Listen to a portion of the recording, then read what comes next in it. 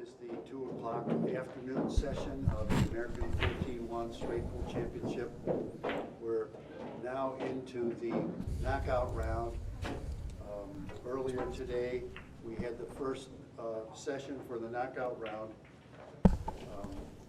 and that involved the players who finished second or third in their bracket, second, third, or fourth actually in their brackets in the round robin. Lee Van defeated Petri McConan. Oh, okay. Thorsten Holman defeated, can't read my own writing. Okay. Thorsten was a winner of his match. If I'm going to call for something, I'll do this. Alvin Ocean defeated Johnny Archer. Darren Appleton defeated Sean Wilkie. Ralph Suquet defeated Mr. Lim. Marco Teuscher defeated Ralph Eckert. David Al-Qaidi defeated Max Eberly. Okay. And the last match was John Schmidt defeating Max Dudenetz. Unfortunately, we have Mr. Schmidt. Most of you know him by a different name now, I think, but Mr. 600 playing in this second live stream match of the day. John, as you all know, broke a very majestic, historic record in the pool world back in May, a record that was set by Willie Mosconi, whom I played with in my childhood, and he set a record back in 1953 or 4, as I recall, where he ran 526 balls, and John accepted the challenge to try and meet that, and in May was very successful and ran 626 balls in straight pool. I think John told me it took 3 or 4 hours. I don't know. But a wonderful record, certainly equivalent to the great records in sports. Congratulations to John. Let's hear it.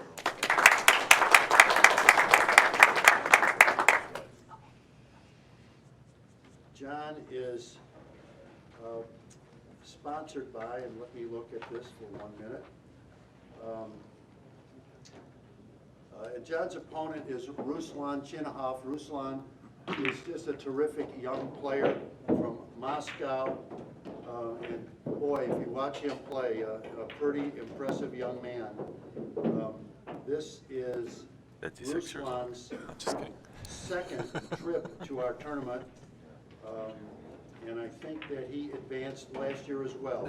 Ruslan's rough for the viewers. Sponsors are Zon Tips, Clutch Shot Apparel, and Kaspersky Internet Securities. So welcome, and Ruslan has a lot of titles that are listed on our program. He was third, I believe, in the World 9-Ball tournament, and also third in the World 8-Ball and 10-Ball. So he's doing very well, and obviously he's a lover of straight pool, as you'll see from watching him play today. John Schmidt, horse of a different color. John has been well known here in the States for a long, long time, and as I said, he broke a very historic pool record. So let me read for you. Matter of fact, I'm going to ask John, come up and tell me who your sponsors are, John. Well, Easy Street Players is our main sponsor, and I represent Predator Q's in Town Town, Sardo Timeline, and a couple other Jerry McWhorter Q's. Sure. Great cues, by the way. Try them. Yeah. John, thank you. All right. So, gentlemen, this is the feature match for the afternoon, and we're all set to go. You can lag. Oh, you did lag. You lagged already. Okay. No. Alrighty, guys. Here with Jerry McWhorter. This is Michael Yednek. Jake Lawson running the stream for us. Thanks, Jake, so much. And Josh is his helper and my partner, actually. Partner in crime. Add that we have our prize fund for High Run is now up to $400. Peter Burrows, tournament director, making a couple more announcements.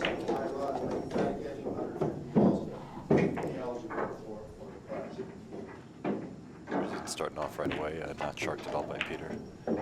Yeah, he's tried to lag for the break like 3 times to start this match. Yeah, well, how you like that break, Mike? That was perfectly executed. Obviously, it went to the short rail with the 5 ball and back, and the long rail with the 1 ball and back. I don't believe the 1 ball is dead, so I think he hit a perfect break shot. I think that's the best break shot we've seen in this whole tournament. But there's no, he's not.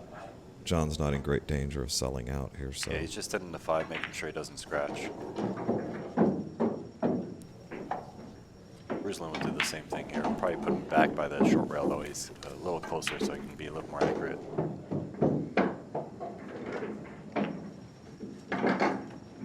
There you go.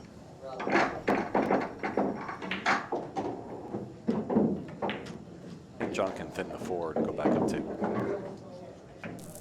Well, it's kind of the double-edged sword of breaking the balls that good.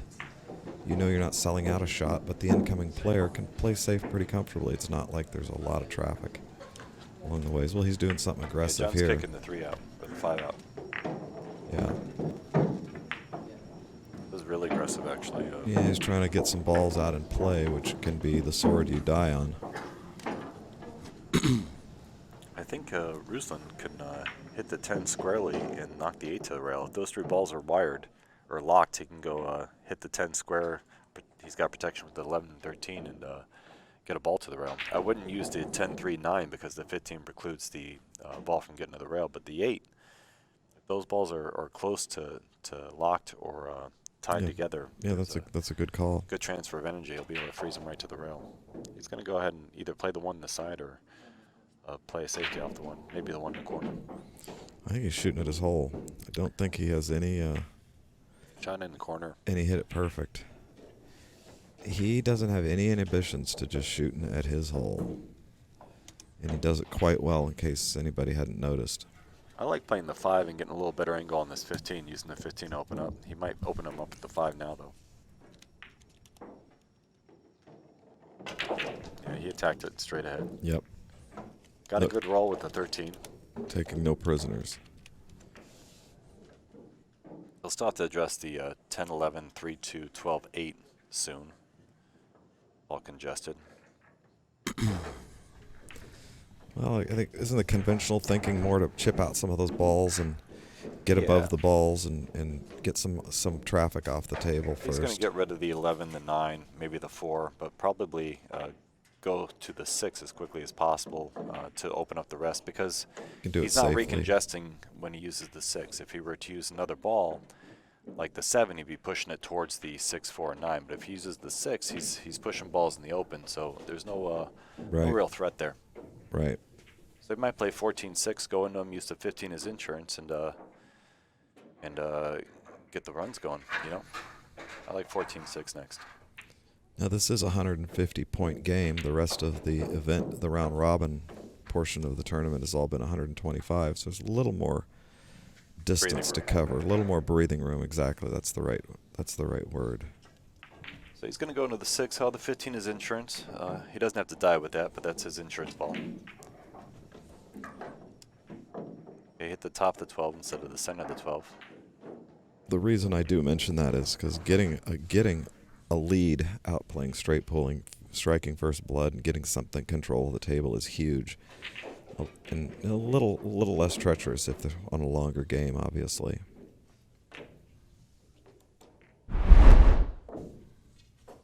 Nice cut there by Chinahov. 10 go under the 9?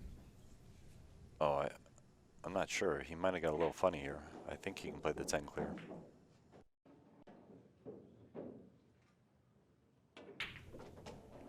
He had enough room there.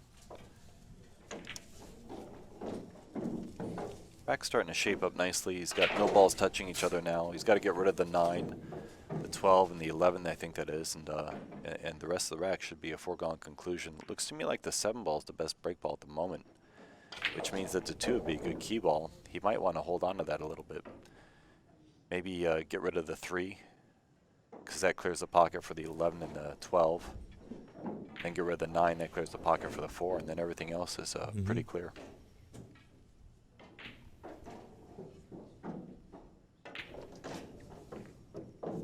decided to go into it, which means he won't use the 2 as his key ball. I think that was a little risky. What about you, Jerry? Not risky in the sense that he won't have a shot, but a little risky that he could tie up balls, could make it more difficult. Yeah, going into ball, if you can not touch them, it's always ideal. But you know, he's so confident in his cue ball placement that he really feels like even just drawing straight off that other ball, he can hit the balls the way he wants, split them open, and he's, you know, that's the trick, is to not be overconfident but still have great confidence in cue ball control. I think he was trying to attack the 4 to keep the 11 as a potential break shot as well as the 7. But I don't know how steep he is on this 11 ball, but can he nudge that 12 at all, or to get a little hair too much angle? I think he's going to attack the 4. Oh, you're right. He's going to play the 12 and then probably get position on the 4 off the 12, assuming it goes by the 2 ball. He's got the 4 and the 9 here, but I think the 4 is easier because there's no sharking with the 2 ball. Yeah, it gets around the 2 easily. Ruslan's a great straight pull player. Oh. You know, he's an all-around player. I talked to him a little before the match. His high run is 243 balls. It's no small feat. That doesn't happen by accident. Yeah, he's going to use the 2 balls as key ball. That was a smart play by him. Be very easy to get on the 7 from the 2. Have a nice 2-rail position after this 9 ball. So this is top inside. He'll want to favor the middle of the table on this as opposed to the right side of the table because the 7 ball is pretty low on the rack. So he's gonna favor a thicker hit on this than a thinner hit. Said that he got a very thin hit on this ball. Very thin, but he feels fine about it. Yeah, the good thing about this break ball is it will explode the rack. He probably won't have any balls touching after this break shot, so he won't have to do a lot of work after this initial shot. And there's virtually no scratch danger on this one. Yeah, this is a follow. He can use top outside or top right or just straight follow. He is attacking this pretty low, though. We can scratch on the side here. Oh no, he came off that ball better angle than I thought. Now you can see no balls are touching after that break shot, and that was because the angle he had. He had such a strong angle that a lot of the energy was converted to the rack. So by maintaining a very thin cut on that break shot, he exploded the rack in one shot, so he won't have to do a lot of work. Yeah, that's the plus and minus of that angle, is that it opens the rack real easy. You can just focus on pocketing the ball, but the pocketing the ball is not easy. Right. Now, looking at the rack, Jerry, you see some problems. I see the 4-3, the 5-1, 8, 11. After that, pretty much everything's clear. They do have pockets, though. If he gets rid of that 8 ball, and he can really get around this rack without touching much of anything. The 8-11 looks pretty inviting, actually. If the 3 goes under that 4, I mean, this is your New York roots here. This is master straight pull players will get around these balls without putting themselves in danger and without mixing things up.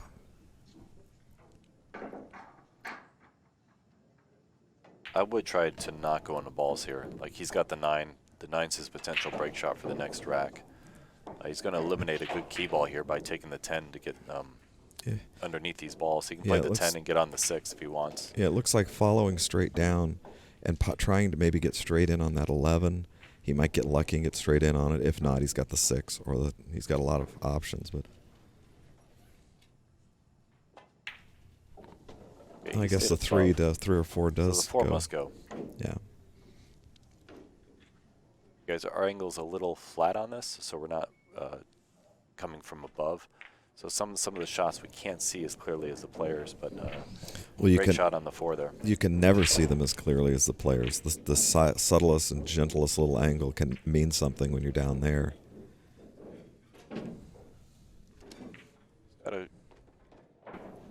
Could attack it with the 12 if he wants. I think he has a 3's insurance. Kind of half of insurance, huh? Yeah, I wouldn't attack it though. That's a little more of a New York style, I guess. But I would like to just weave through the balls. But jumping him up nicely. He's got another as I say Can he that. I'm can not he sure see if the can 3? see the 1 or the 3.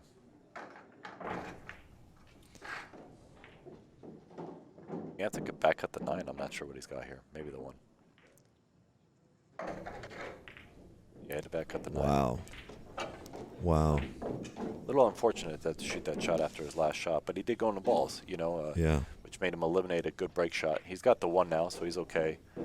I'm not sure how good the 3-8 lined up, but it looks like it might be pretty wired. Maybe off, though. May go to the long round instead of straight cut. Have you played Ruslan before the tournament I matches? played Ruslan actually 9-ball at Derby. Super strong player.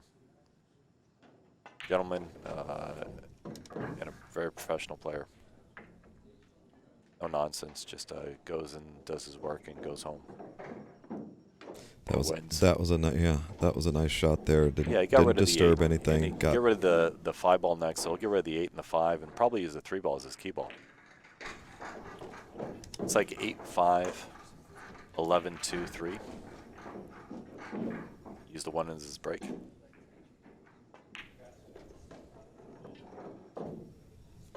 Yeah, you got nicely on 11 here. I like to get rid of the 2 and then probably play a 3 in the corner. So 11 in the side, 2 in the side, and then the 3 in the corner. 1-ball break shot.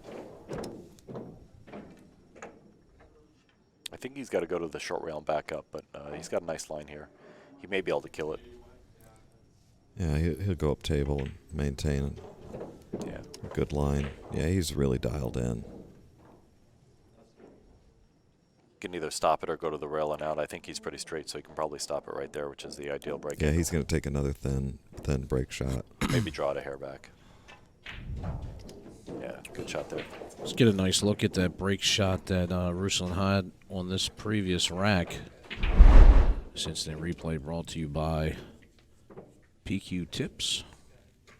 Boy, it sure looks thin here, doesn't it? It does, but he comes into the stack very nicely. Yeah, it's pretty much edge to edge here. Yeah, I mean, cue ball goes up table here, you can see, but he avoids any possible scratch in the corner of the side. So great shot there by Ruslan Chinahov. This is a much thicker angle. This is a little thicker than a half ball hit. So he's going to have to generate a little bit of the energy with his cueing. You see he's going bottom ball. I like to. Yeah, he's not going to be shy. He ain't going to be shy on this one. Oh, he did Ooh, hit it with top. He was just aiming bottom. Perfect break. Nice shot there. I think he's got a shot in the 14. It's a little close. Can't tell. I think he's going to have to back cut that 3-ball and send the cue ball up table. 3 or the deuce, but preferably the 3 because then he maintains the 7.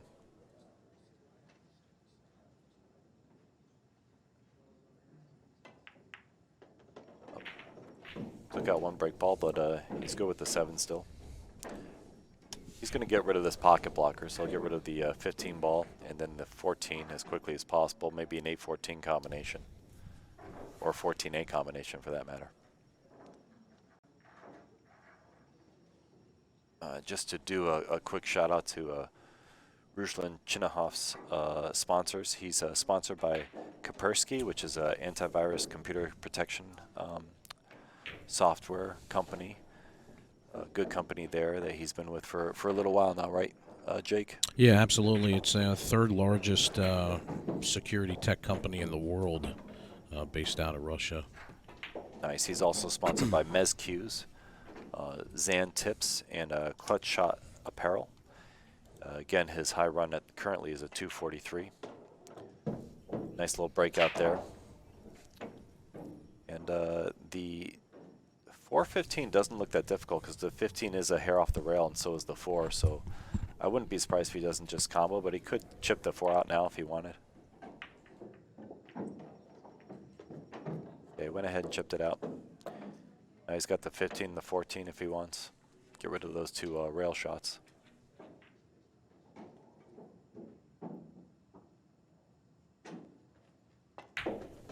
Now, if he does use the 7, the 10 ball is a better key ball than the 11 and 5. A lot of guys would mistakenly use the 11 or the 5 as their key ball, but they're pretty far from the break shot, so the 10 ball is a much better key ball. That's not to say that the 11-10 isn't a nice end pattern, because it's gorgeous. You know, be nice to do like a 9-11-5-10 for the end. I would go ahead and get rid of the 4 and the 12 as quickly as possible here. Yeah, then he won't need to get back this far down table again. Yeah, you can make it a half table game, but have it be an up table The half other- table yeah, game. the other side. Which is a little weird, but that 9-ball lends to going ahead and playing some up table position for the end game pattern. Yeah, I like this. Get rid of the 12. I'm generally not that fond of key balls out in the middle of the field like that. They tend Which to. key ball? I said it like the 10 ball. I generally don't like those key balls unless the 4 connects to it so nicely. He's you got know. the 4 or the 11. 11's above or the 4 below. He might do something like 4-9-11 or 9-11-4-10. Yeah, that's what's going to happen. Since he kept the 4 there, that's probably a likely result. But It's a little bit on the wrong side now. he could go 4-11-10. Yeah. I like the 11-10. Yeah, this is nice. Because the 11's a stop shot and then the 10's a stop shot. You know, and he's got the perfect angle on the 7. Doesn't he have to draw? Oh, yeah, just draw back just a hair. Yeah, he'll play the 10 in the corner. Yeah, stop shot, yeah. And then he can draw back or leave it there. But he's good on the 7 ball from the 10. The 10 was usually an awkward, can be an awkward key ball, but since the 7's in the middle of the rack, now the 10's good. You know, you want that sort of center line key ball if you're using the 7 balls or break shot. And if the ball's further away from the rack, then you start to want key balls that are closer to the sides. Well, it's all Ruslan Chinahov here. Here's another great shot at his break here. I think it's so important, you know, getting set up on the right break, obviously, to get out and get a nice spread. You can see he's a little out here on the 1, but he comes right into the stack just perfectly. And you'll see the spread he gets, just absolutely phenomenal. Yeah, beautiful. Now this is, I like drawing this back to the short rail and up. All the way back. Like Yeah. a Thorsten break shot. Yeah. There. They're tricky when they get that close to the rack. It's going to come off with a lot of power. So actually he chose to hit it soft and more controllable, but I think he came up with a no shot. Yeah, he's going to have a tough shot here. Now, Ruslan can come with these shots more than other players, but this is no high percentage shot yield here. He can't back cut that 13. No, but he can bank it. He can bank the 13, and he's a fine banker. If he does, or he could play safe, but I think he might bank this back to him. Well, He's got a longer cue, guys, so score came into play there. He had to move it out of the way. yeah, he's a tall drink of water, isn't he? He's a tall guy, which makes more sense for the longer cue. You know, a lot of guys that are using the long cue are normal demeanor, or normal stature, but he's a tall gentleman. Okay, he was was able to Hits play it the bank. absolutely perfect. Sure did. Wow. When I played him in one pocket, he tortured me on banks. he was not shy to take a bank. He's quite the bank player. I don't see another relief to get at this stack, though. Unless he can back cut the 3 somehow and go into the 12 and open up some balls, I don't see an easy relief. Maybe the 8-10-12 is more on than it looks here. But he's got to take a little time here and decide how he's going to attack this stack. You might just draw back and get under the rack. But there's just Play position on the 3 or on something. the 3 or possibly the, you know. Yeah, I mean, it's just back cutting that 3 is from, if he's going to do it, where he's at right now is as good as it's going to get.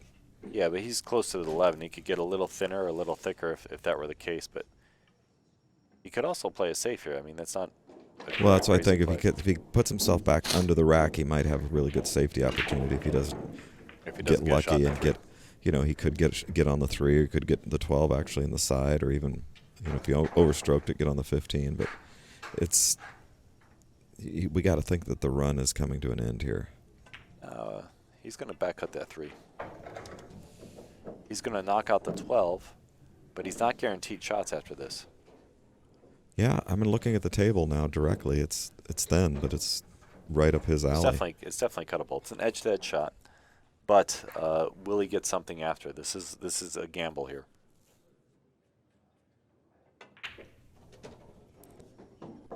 Oh yeah. This is a gamble.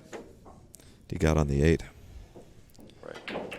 So a great shot there. He's on the 8. He can use the 10 to open up the stack a little more, or he can play the 8, and maybe the 15 goes by after the 8. Does the 15 go in the same pocket? Close. I can't tell if it goes by the 6 or not. Could also use the 15 to try to open it up. If he uses the 15, he can go into the 6, and he should have this the 2 possibly, or the 15 after.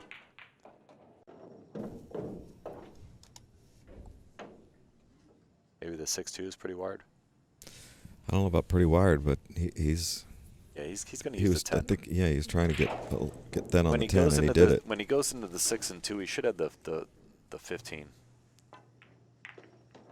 There's the 15. Nice shot. Good read by Ruslan. He can play the 15, then the 6.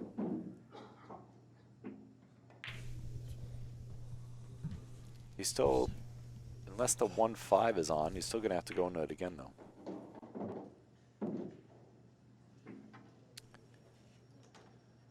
Maybe he can go into it now, the draw stroke. Yeah, he was able to relieve it now. That's a good shot there. Now, if he can preserve the 14 as his break shot, he'll be all right here. So,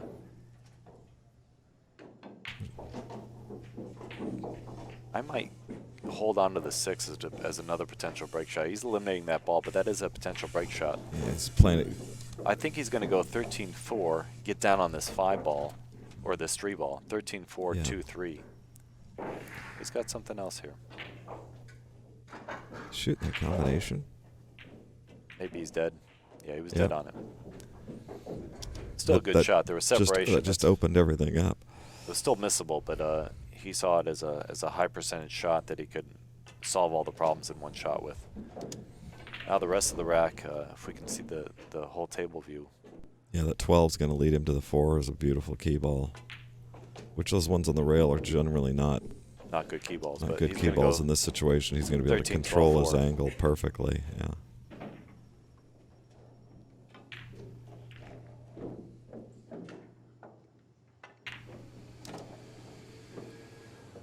Yeah, one of the main keys is sort of playing the balls in groups. So you saw these last 4 balls, they're all sort of grouped together, so he had to sort of wait to attack these in the end.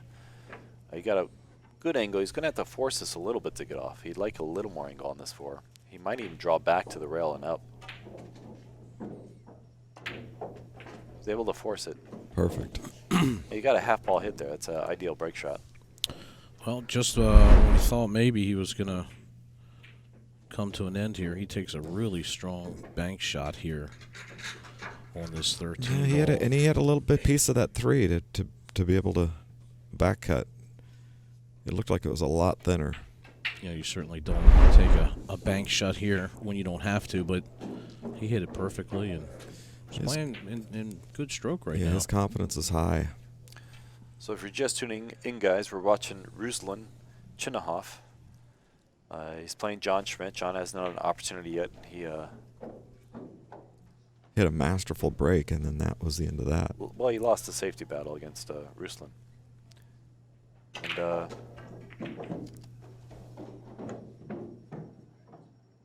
would have liked that 9 to stay up. He's going to have to play the 2 in the side, I believe. Certainly didn't want to be on the rail there, Michael. But like you said, he's got a good shot here on the 2. He's got a good shot, and he doesn't have to worry about position. I'll have the 6 or the 8 after he goes into these balls. He'll have something. He doesn't have to worry too much here. Pretty natural position. Okay, he's got the 8.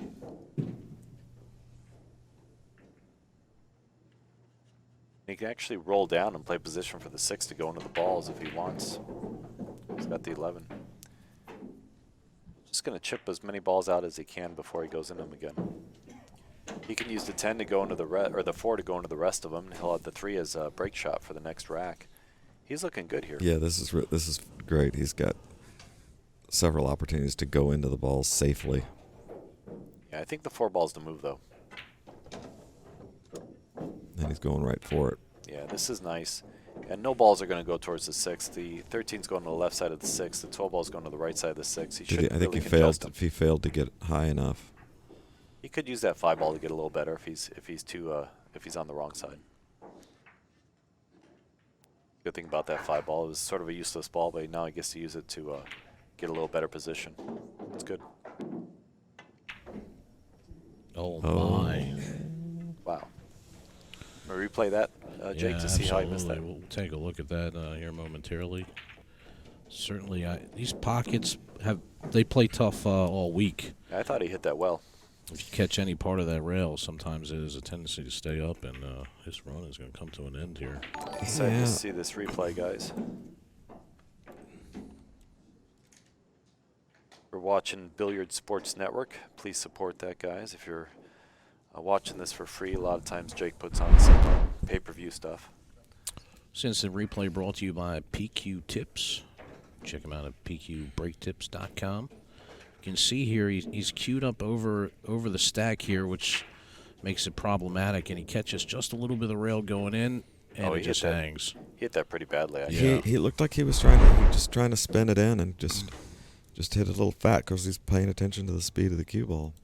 The deflection might have got him. This is new cloth, guys, so it might have deflected into the rack a little bit. John stole his secondary break shot there. This is just what John needed. Goes to the rail, but he's all right.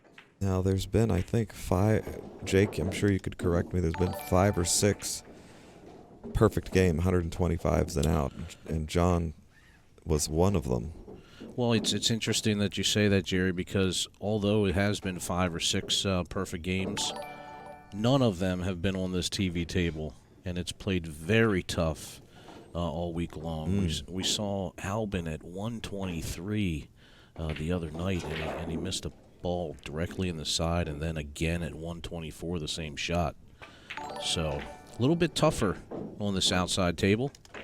It is closer to the door, which means that it might lend to a little more humidity and may have a few more kicks and a little more, a little tighter than the other tables. That might be a factor because we are close to the door here. Now, Michael, Humidity does get in here. I know you've watched quite a bit of John's play. Could you distinguish different patterns or different way that he plays the game? Could you describe that at all, or? You know, as a voyeur when it comes to pool, John's game is very fast, and I think that he maintains focus by playing a little faster than other players. I think he doesn't run out of energy as much. I know that's sort of like the upper echelon thought process, but I think most of the guys are playing the same patterns. He's a little less risky. He'll always have insurance when he goes in the balls. Some of the guys will play a loose shot here and there, and I don't feel like John does. I feel like he always has insurance, or he doesn't go into the balls except for the opening break shot. I also think that John understands the swerve and the deflection of his cue better than most players. You know, like that last shot that Ruslan just missed was not probably misaimed, but probably misjudged the deflection. You know, he probably thought he was hitting it soft enough where it was going to swerve into the ball, and it didn't. It deflected. You know, that's a scenario where I think John is sort of on another level with his awareness of the table conditions, the stickiness, whether it's humid, whether it's Yeah, not, absolutely. whether the balls are clean, whether they're dirty, whether the cue ball is clean, whether the cue ball is dirty. You know, John is really, really in tune with the conditions of the table and how to adjust. And I think most of us, I know me personally, struggle with that particular aspect a lot. If I'm playing on old equipment with older cloth, I feel like a god. When I'm playing on new cloth, it's a lot slippery. I feel like I can't miss, but then I miss balls because of deflection. you know? Yeah, let me interject that last little 3-ball pattern there.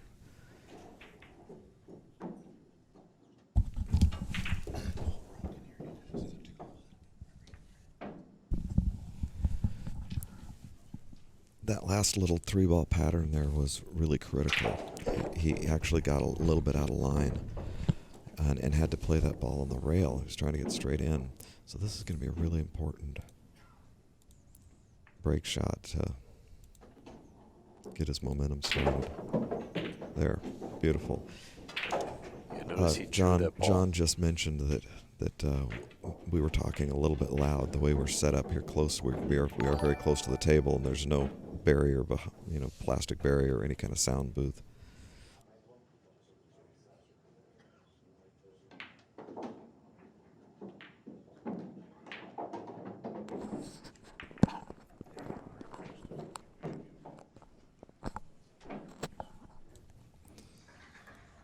So we're going to talk in a little more whispered tones to make sure not to, Important for us not to distract the players. Yeah.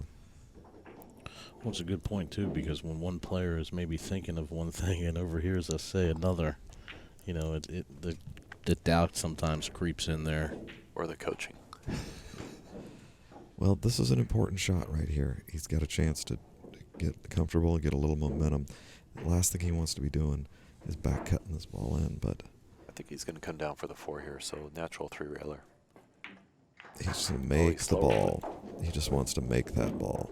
Okay, so he's going to play the 6-7 combo. Got to play position for something. You can draw back for the 6. Since we have John at the table, we should probably mention his sponsors. John's Mr. 626 now. He resides out of Easy Street Billiards when he's practicing, and they're his main sponsor. They take care of him well. He's also sponsored by Town Chalk, Predator, and of course Loose Arto Racks. His wife Felicity is probably watching the match, so I'll do a quick shout out to her. Hopefully Yes. she can check it out.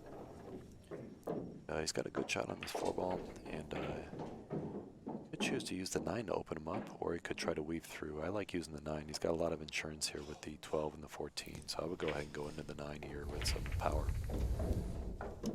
He's able to loosen little balls up. Got the 9 a little congested. Easy Street Billiards is in Monterey, California, which you would not think of as the straight pool mecca of the world. But that's where he broke Mosconi's record. The 626 was at Monterey, at Easy Street Billiards, May 27th of this year. That's also where Danny Baruti plays out of, another Hall of Famer straight pool player. Very knowledgeable. Master straight pool player. Yeah. You want to Jerry. see amazing patterns. He's Yes, sir. Jerry, we talked about this a couple days ago, but, everybody's so, excited about the 626, but, you really said the magic of it all. I mean, he ran, how many times did he run 300 or 400 while he was trying to break the record? That in itself is very impressive. Yeah, that body of work is just unparalleled. The amount of determination and, him just approaching it like a business. He would literally be at the pool room at 9 o'clock in the morning and would play 6 or 8 hours a day, take a lunch break. Of course, he's playing all by himself. He had his corner man racking balls and running video and doing all the statistics. And they kept track of everything, and everything was preserved on video. And he had 4 runs over 400, one of them a 490. One day he ran over 300 twice. One freak-out day he ran over 100 balls 15 times. Yeah, not freak day with John. Wow. John's doing that stuff's regular. He just runs hundreds like it's a joke. Yeah, and I hope we get to see his, real style and momentum, because he just rolls these balls in. And Here's a critical shot here. He got perfect on this ball to push the 9 down and have shape on the 1. I think he can cut this ball in the right corner and alleviate his last problem. If not, he can squeeze over to the right and play the 11 in the lower left corner. But I think he's going to just push the 9 into the 11, get a little separation. bump forward just a little bit. Maybe he's got the wrong angle. He might have to play position for the 11. Now he's able to do that. Perfect. Now he's got the 11. He can come back. Yeah, he wanted to get straight in on the 1. The 1, but he's got options. He's fine. Good play for the 9 on the side, right? This is where he's most comfortable. It's just in close, and Or draw back for the 1 in the same he's ball. going to get it back under where he can get on either ball. pick whichever one is not going to disturb the break ball. Now talk about John's rules. John has a little bit of like a plan to attack the racks. That's pretty standard. But can you go through those nuances while we have an easy rack for him to get through? Well, yeah, he does have certain rules. If I was to rate them in importance, I think the first and most important one is hit the balls with pocket speed. He wants to be hitting them in that pocket speed that he can miss them and catch a rail and let them wobble in. When you're running literally shooting thousands of balls in the course of a day, just law of averages, you're going to hit some fat, you're going to hit some thin. You want to be able to just that pocket speed, wobble them in and catch some free rolls. So that's definitely one of the most important things that he does. He's definitely a big believer in working from the outside in, getting those balls off the rails, and he'll leave not really clusters, but he'll leave final groups in the middle fairly late. And you know, he likes that because his confidence in cue ball control and being able to go into the balls is so good that he never feels like he's going to be bumping them into more traffic or into creating more problems. Really good at obviously manufacturing break balls. I mean, and other things that are really kind of unique about his game is that he's also very comfortable taking the balls where they lie. For example, that 15 ball that's down on the end rail here, he'll play a shot and get under that ball and break into the rack. Right. You know, instead of taking a deep angle and whacking into it, he'll play such good speed and he'll get under that ball at 3 inches away from it, nibble it in, and break into the rack. You know, so a lot of times you'll see him shooting, you know, break shots where he's very close to those side rails, but he finds key balls and finds ways to get on them really good. Right. So you talked about like 3 of the rules, you know, clearing the rails, clearing pockets, clearing blockers, starting from the outside in. Any other critical things that he does? Well, let's see him shoot this shot first here. Yeah, rail shots he usually pulls back slowly and shorter and tries to get those. That's a heartbreaker. That's going to hurt. So a run of 23 or 24 for John, or 23? Was he on a foul? No, looks. No. We'll get an update here, but it looks like it's. Made one on the stack. One of the important rules that he talks about when he teaches is most players go into the balls too much. They go into them too early and too much. Not playing balls where there are holes. You can get around the balls and not be disturbing them too much. You know, especially 9-ball players, people that take the game up, they'll take this shot right here and just, you know, whack into them and hope for the best, rather than being able to delicately chip things out like he's doing right there. You know, he actually didn't get an ideal roll there, but that's one of the things that he definitely talks about is don't go into the balls too often, or more than you should, I should say. And as you mentioned, he's a master at having safety balls. You know, he's going into the stack, he's got insurance balls. Yeah, safety is not the best term to use. Got insurance balls. Shot there. No roll. Uh-oh. 11 came out, but it's not a hanger, that's for Yeah. sure. So right away we see a couple of tough situations put by the table, not by the player. They both executed well and got in bad spots.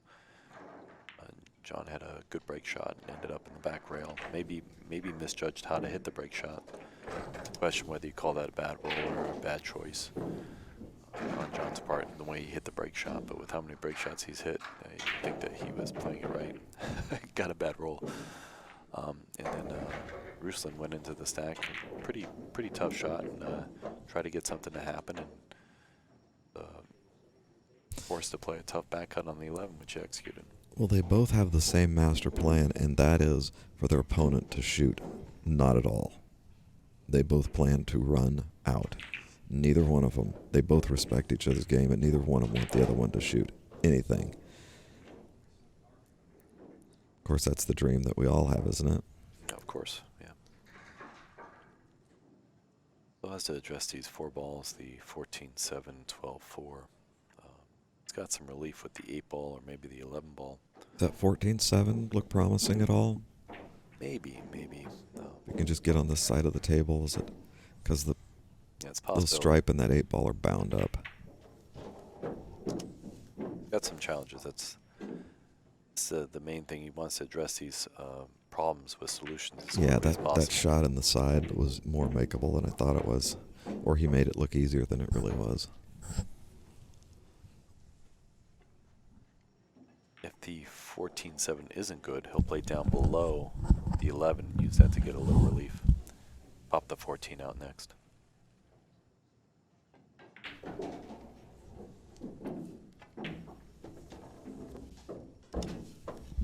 Okay. That must not be too good because he's going into him. So he's going to play the 8 and this is a And little try not to hard. go up table It's too a little hard much. to control the cue. A little hard to control the cue. Yeah, that was always a possibility there because he didn't want to hit it hard and scrape the 12 and end up table, but he also wanted to stay close to the ball, so he's got to come with another combination here, 7-13 or 7-11, whatever that is there. Be great. Boy, did he hit it good. Probably 12-4-7, 12-14-7-4 and use the 3 balls as break shot, I think.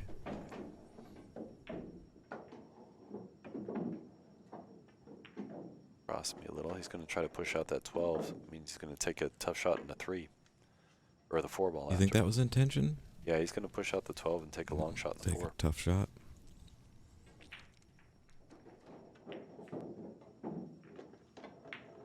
This isn't crazy tough, but you know, Yeah, from here. Puts him a little, yeah. a little awkward on the 3. He's got to work the Yeah. cue ball to get to the 3 right. He's just going to hold it up. Take a deep angle on the 3. He's got to go back and forth on the 3. Shot there by Ruslan. Yeah, top inside there, he hit that great.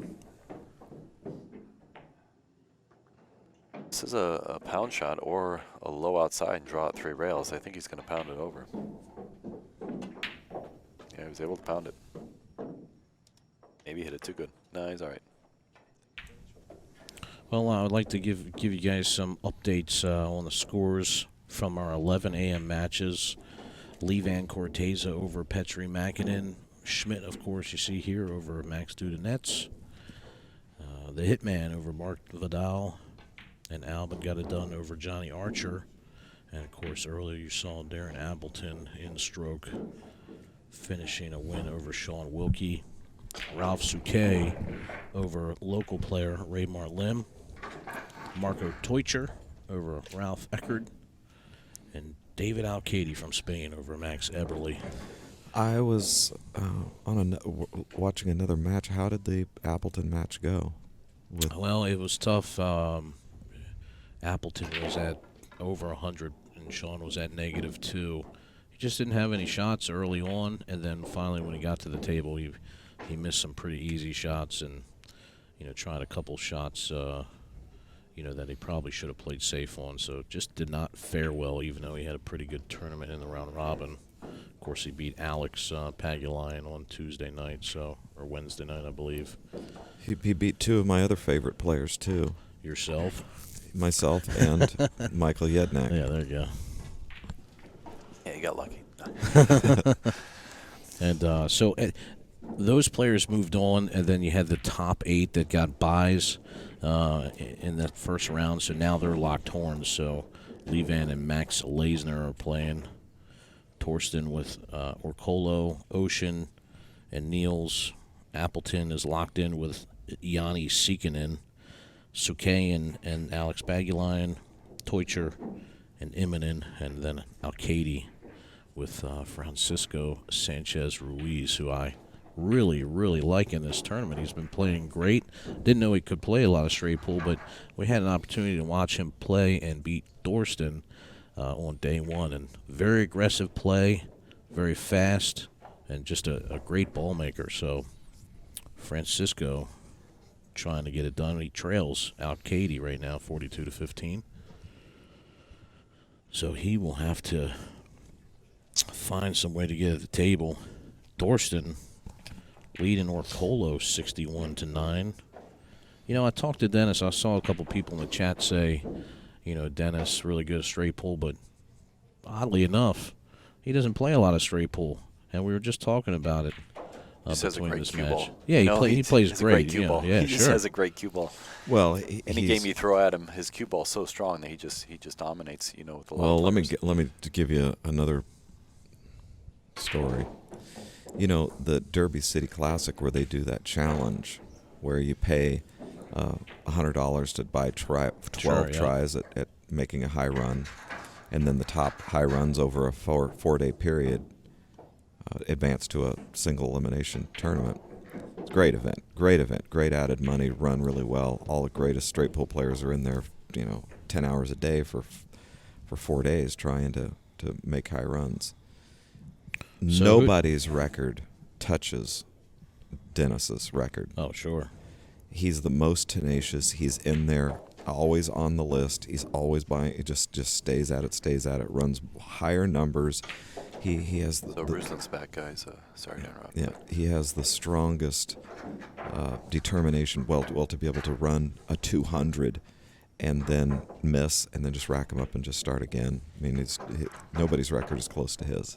So he may think he's not a straight pool player, but in that one week he plays more straight pool than some guys will play all year. Right. So these stats put up, that's by Pascal Dufresne, right? Yeah, absolutely. He's allowed us to use the 14.1 engine here.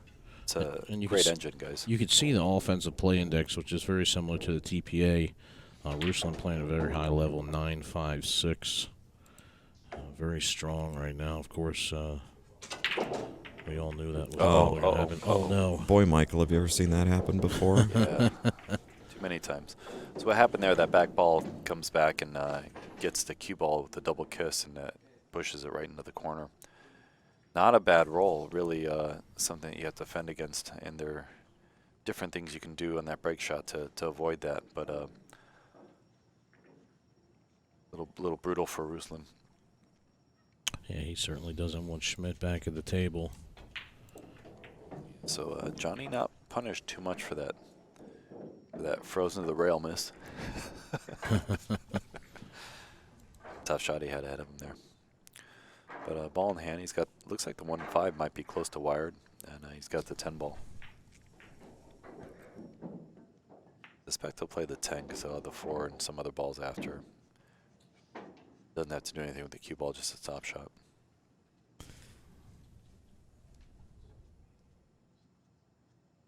That first shot after you've been sitting for a little bit, you want to take a nice easy shot and get comfortable. Yeah, he'd like that combination to be wired perfect, where we give no chance missing it, just to get yourself in your own cue ball position. That's what he's shooting. So he'll have the 2 ball next, or the 8 possibly in the side. But he could also have the 1, of course.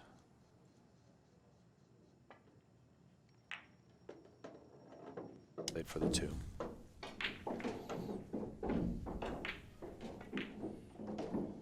See, here's a situation where, beginning level players will be tempted to go into these balls because, oh, look, I'm under them, I've got an angle, and be able to go into those balls.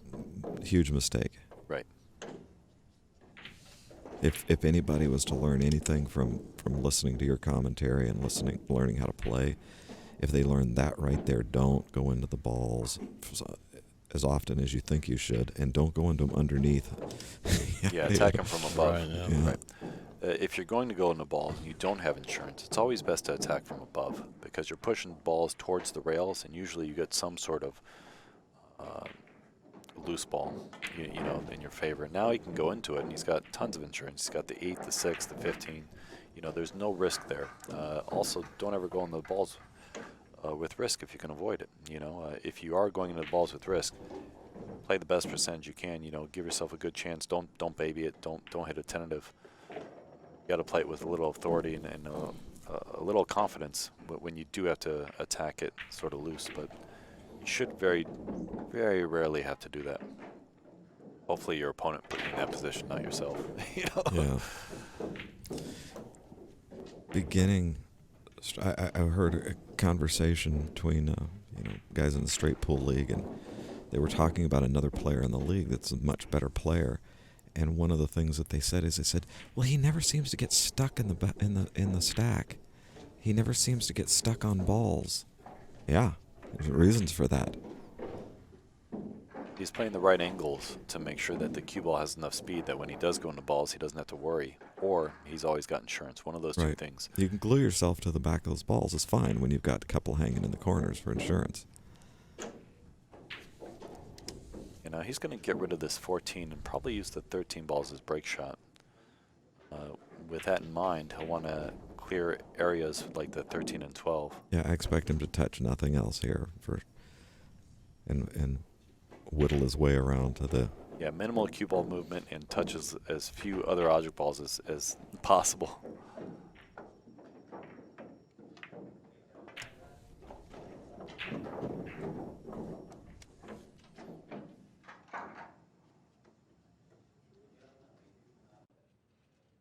He played that a little different. I would have left one of those two balls up there for a key ball, and he went ahead and took that away. So he's planning on using the 11 or the 14. Well, he's trying to find a way to get on the 14 right now, or as soon as possible. Do you think he underhit the last ball, was playing for the 14? Yes. That's what I thought too. Okay. Yeah.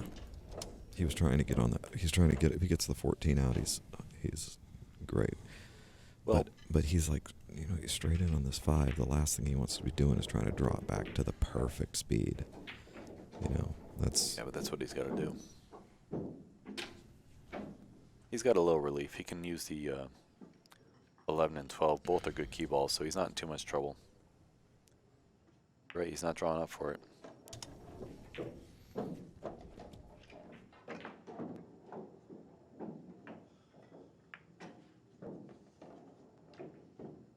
He's got it in the side. Well, he also knows that if he has to, he can use the 14 as his break ball. I think that's what he opted for. Yeah, that's another he's got thing. Both here. Both are good break balls and both are good key balls. So yeah, the 14's a little low, but if you're in peril of losing your run, you keep steeper angle than he wants here. Not sure if that 14, because the rack is so big, that line is really large. I think he killed his rock there. Yeah, the balls are actually racked pretty high in this triangle. So these racks are fairly big. Yeah, they're the large diamond plastic racks. They're nice and solid, and they give good racks, but they take up a lot of space for straight pulls. So it's not a narrow rack. So that triangle is not. It's a little elusive as to how much room you have to work with. And what I like to tell players, there's usually little dirt marks where the balls are racked, so you can tell you can tell where the ball's going to hit before you get to that point. So when I'm playing position for a break ball, I'll know where the balls are going to be racked, and I'll know whether it's a good break ball. Whether I'm hitting the top of the ball, the bottom of the ball, or the middle of the ball, long before the rack's ever racked. So here, I think he's hitting the bottom or the side of the 11, so he could go at the rack twice. Okay. So pretty good result, especially since he was out on a pretty weak ball. That's why the middle of the stack is still pretty tied up. It's because of the break shot he had. What do you do? Go into the 12 here. You got the 11 as insurance. Push the 12 down a little bit. Maybe create a better break shot. I think he's going to take the 3 and just get down under the... That's what I'm saying. Play the 3, push the 12 down. No, I think he's going to just get down under the 2 ball. Oh, you think he's going straight at that now? Yeah.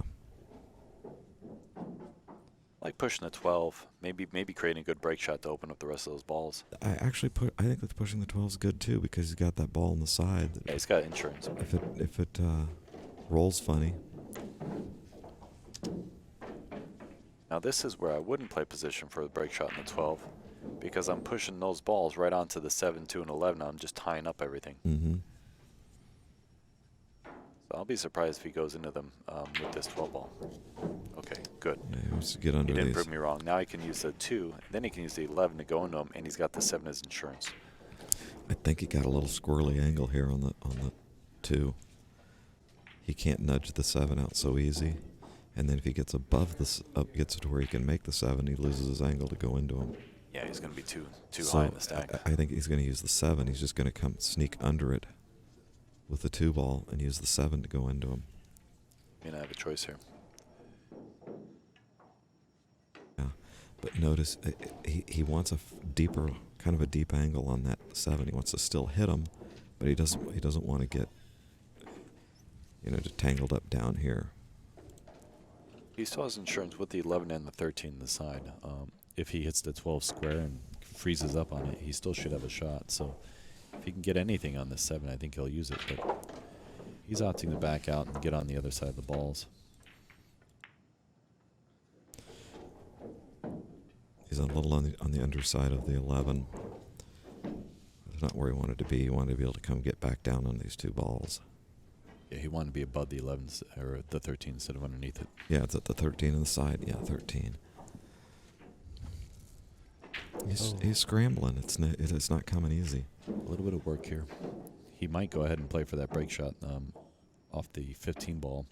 Just accept that he's going to tie up some balls and revamp from here, and that's what he did. This is good. No, he's just going to cruise down again, and he doesn't have that. Oh, the 6 goes.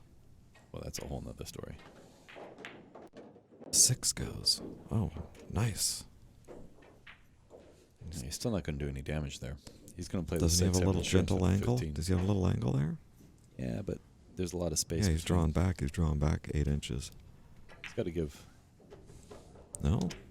He's coming down for the 11. Coming down for the 11 Yeah. or 7. He's going to play position to be above the 11, cut the 11 in, and go into the stack and put the 7 for insurance. He's going to stay above the 11 here, I think. That was a good play. That's what I was talking about. Is he tends to leave those groups Right? later. He's able to get underneath. So same thing. He just doesn't have to go to the rail. This is Yeah. actually better, obviously. 1 ball break shot. Think he can push the 1 out with the 10? That would be the plan. Well, if he can hit between the 8, the 9, and the 10 together. Got the 12 out. Probably develop the 9 here. He's probably going to have to hit it too hard because he's got to get position on the 4 or something. I would go into it here, and he doesn't look like he is, so he's going to surprise me a little here. Playing for the 4 on the side or the 12 in the corner? 4 on the side. 10 must go.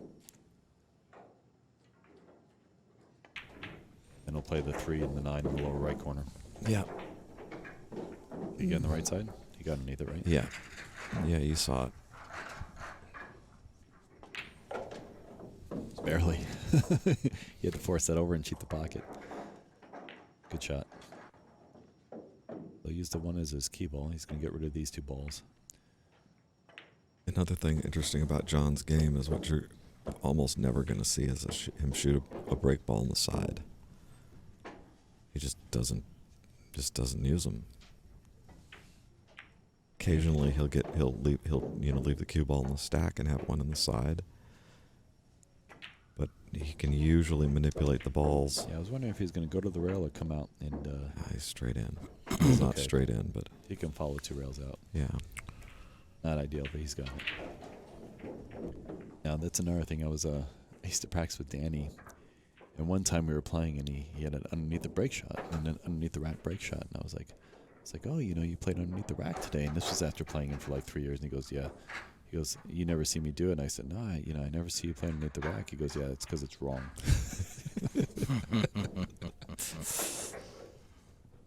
It's funny. Guys like their particular break shots, and they hold true to them, Perfect. Yeah, great shot. Right back to the middle. He'll be able to reach this easily as well. Jake, you're doing good work here. You got nice equipment.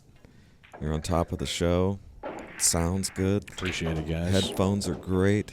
Appreciate Not you guys in here. you're editing out all kinds of little clicks and bumps and mic touching and stupid stuff that drives me nuts. Good work. Yeah, Josh Appreciate and it. Jake, I guess, have been working this for 3 days now. This in- is day 4 actually. Day 4. I got here Sunday. We came in and set up a day early. Haven't been here Tuesday, Wednesday, Thursday, and today. Now, do you draw this out of here, or do you use follow? I I like to it. draw this. It's too close to the stack. Yeah, power draw. He's going to draw back to the short rail, I think. He hit the top of the ball. Oh, Yeah, but it's the straw saved him. This is no good down here. I think he's got the 4. Well, I don't want to shoot it to you. On this table? I think he's excited just to have a shot. He's going to shoot the 2. Man, looks so tough from here. It's definitely tough.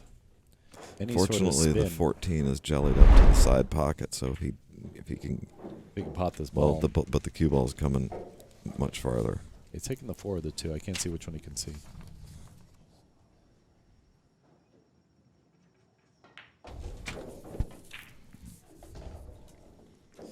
Well,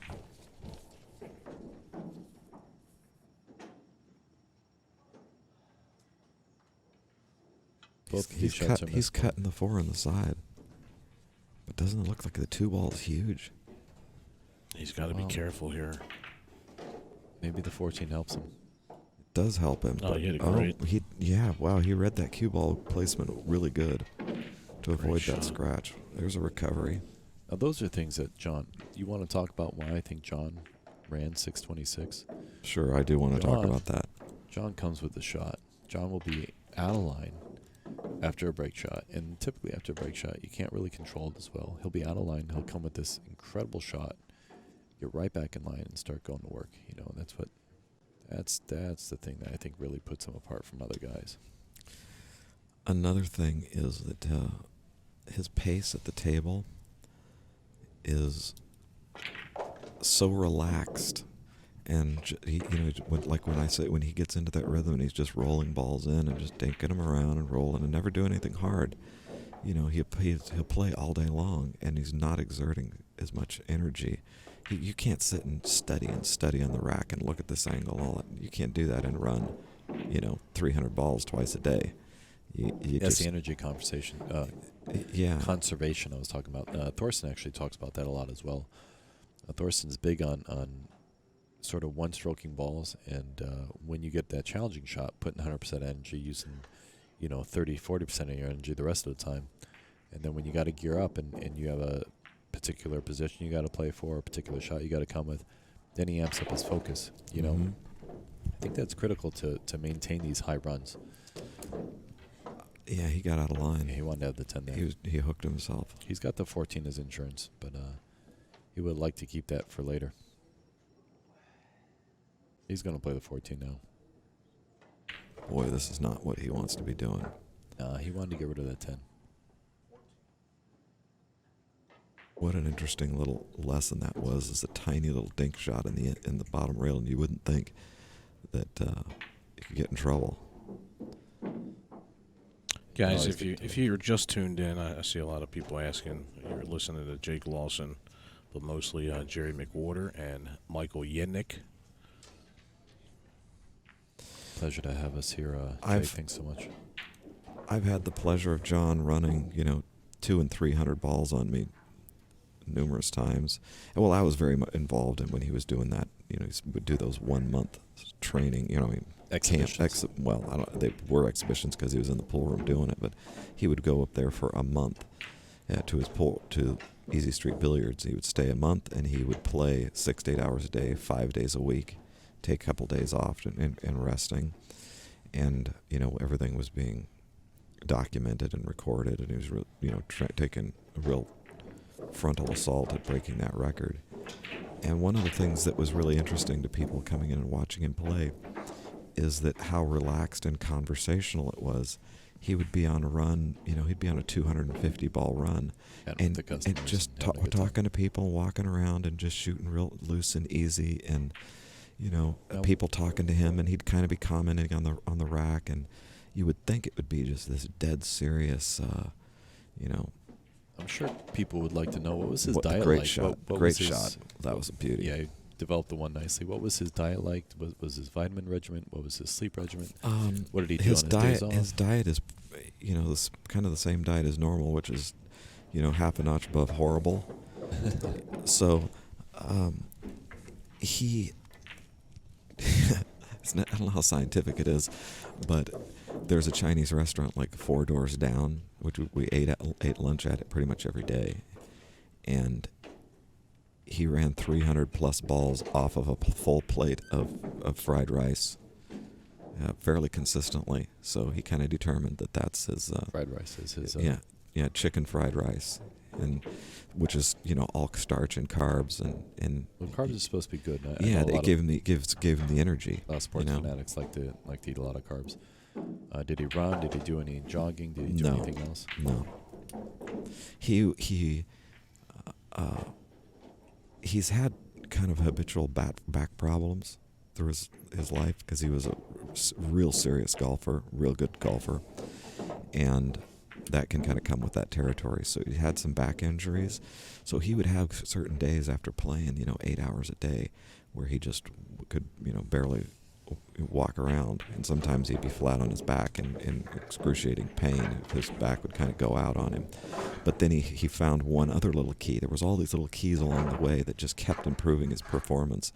And one of them is he found these Hoka shoes called Hokas, and they've got this big old fat sole. He thinks they're the greatest things. They look like Frankenstein shoes to me, but they've really, helped him walking around the table and helped the pressure in his back a lot, and so he really does attribute much of his success to one of those shoes, the Town Chalk.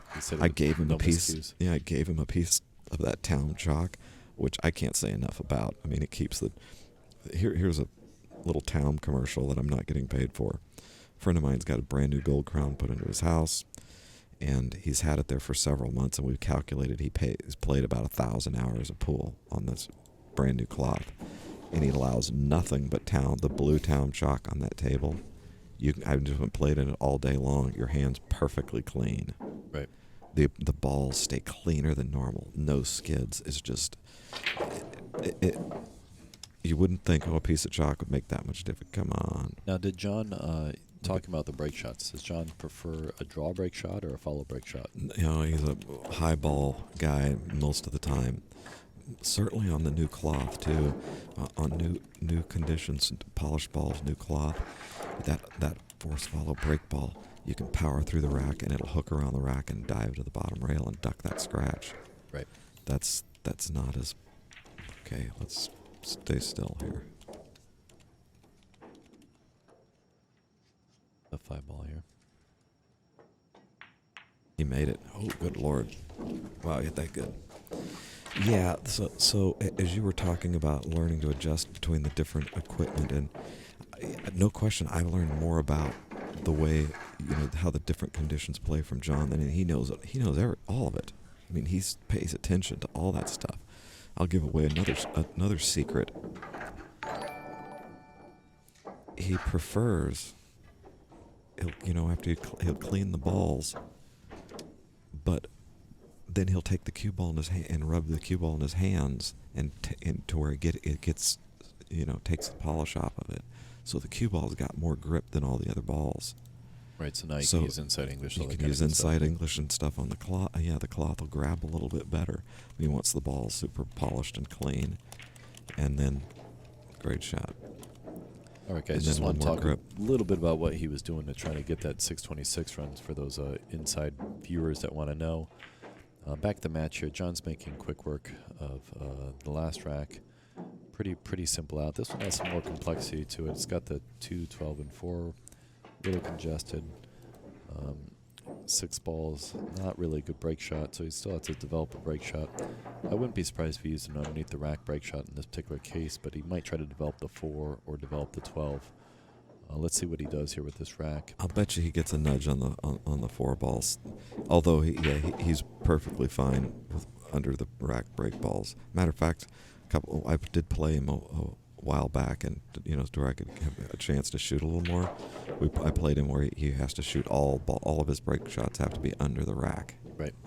And so he ran 111, or no, 117 from the break, all under the rack break balls.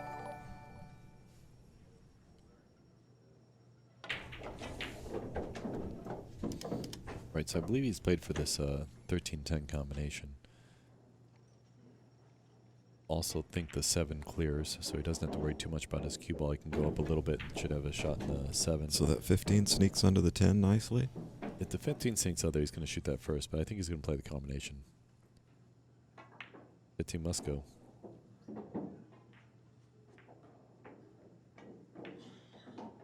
Called it. I didn't think it snuck by the 10. Looks like there's plenty of room. That was Is a bad uh-oh shot. the appropriate response here? He's got to come with an Combination. awkward angle or an He's awkward got combo. a combination. And I think you're going to see a real rarity. He's going to have to use a bridge. Or can he reach that? He can reach over there? Oh, and I'm he can reach surprised it. He didn't take the combo first because I was a little concerned about his position. I think the combo's a little safer, but Oh, that ain't Came going up to short. get it. yeah, he one-stroked it. Wow. He's on one stroke. He was stretched in one stroke. Oh, he's sick. He's sick. Did a ball hit a rail, guys? I didn't catch that. Something hit a rail. I'm pretty sure the 10 hit a Oh, rail. the cue cue, hit one. definitely. Cue definitely Cue hit a ball. rail, Okay, yeah. good. How big a roll was that, Ruslan?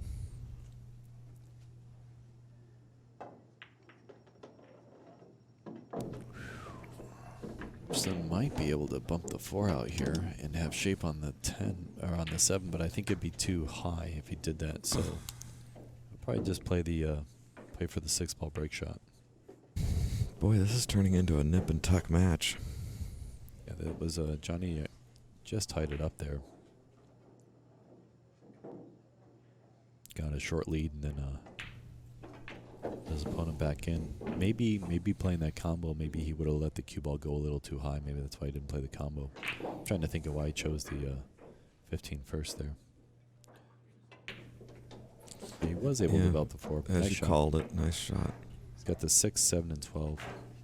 Unfortunately, I have to use the 12 ball as his key ball. I only say that because it's pretty far from the break ball. Could play position for the 12 now, but I think that's a little too much cue ball movement. Then go ahead and play the 7 first, then play position on the 12.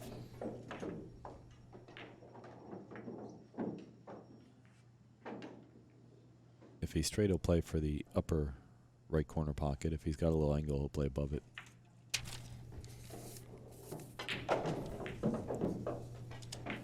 Some relief off the rail so he can get back out to the middle. That's pretty strong.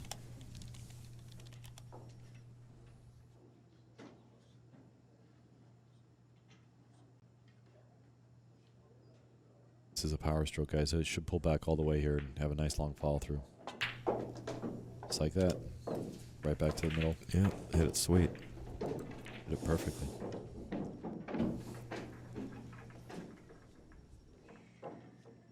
So again, these are the 14-1 stats. You guys can reach out to Pascal Dufresne if anyone's interested in the software, if you guys have a league or something. We do use this at Amsterdam Billiards in New York City, so you guys have probably seen this before if you're a avid straight pull watcher. Yeah, cool little stat there is the PPA SI, which is the points per attempted scoring innings. And then you can see the little number in the bracket is the number of offensive innings. So Okay, back to the break shot here. This is a stun draw. I don't really draw this back all the way, but he might draw it all the way. Went forward, almost scratched again. Saved by the 3. Yeah, you got to draw that back a little bit. Maybe he was hitting the bottom of the ball, which forced him forward. He's got the 11 or the 3. I would always take the 3 here. I wouldn't touch the 11. Unless I had a gun to my head. Oh, the 2 or the 3, you're saying? I'd play the 3. he Just could- clear the pocket for the 2 and then use the 2 to get on the 11 later. Or play the 2 after. There's just no reason to shoot the ball at the table. No. Yeah, you're just... Lowering your percentages for no reason. Yeah. If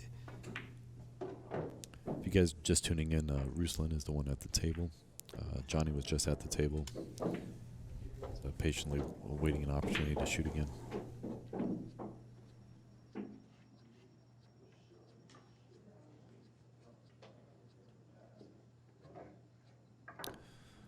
Ruslan Chinahov is sponsored by Kaspersky, which is an antivirus computer protection group, I guess I should say. He's also sponsored by MezQs, Zan Tips, and Clutch Shot Apparel. Just got to the table. His high run so far was a 61 ball run was his high, and Johnny had a 50 ball run. So both guys putting down reasonable numbers here in the live stream.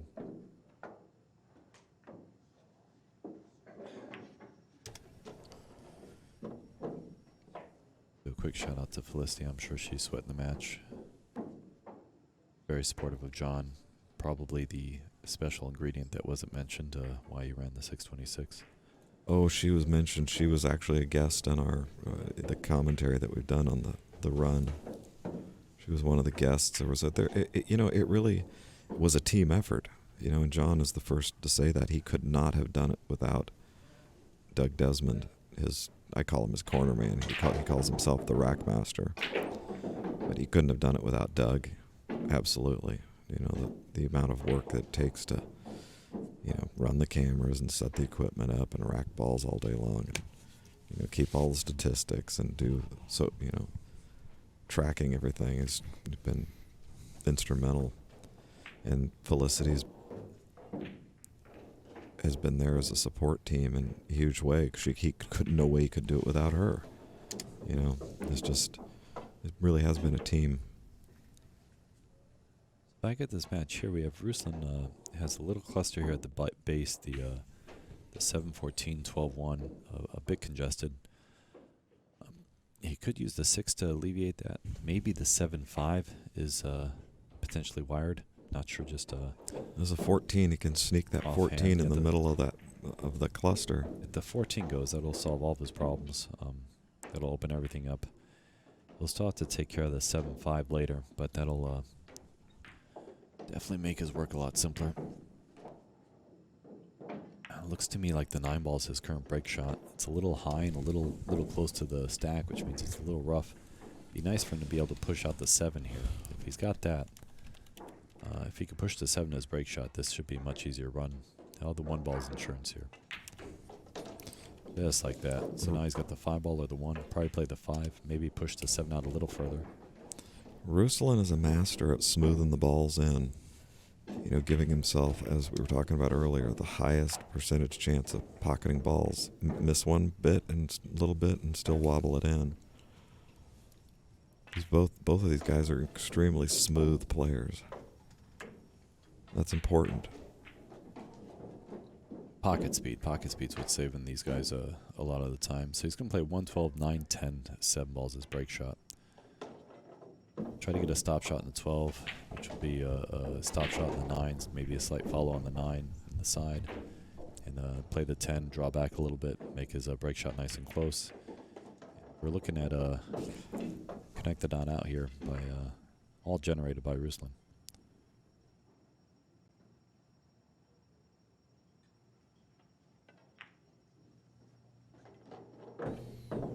Okay. He's going to be able to go to the rail here, I think, and get back out to the middle. Or he might be a little thicker than I think and could just draw it straight back. We'll have to see here in short. Get back to the middle. Knows he's almost dead middle. Quality shooting by Ruslan. It's at 93 in the race to 150. These are the final 16 players of today.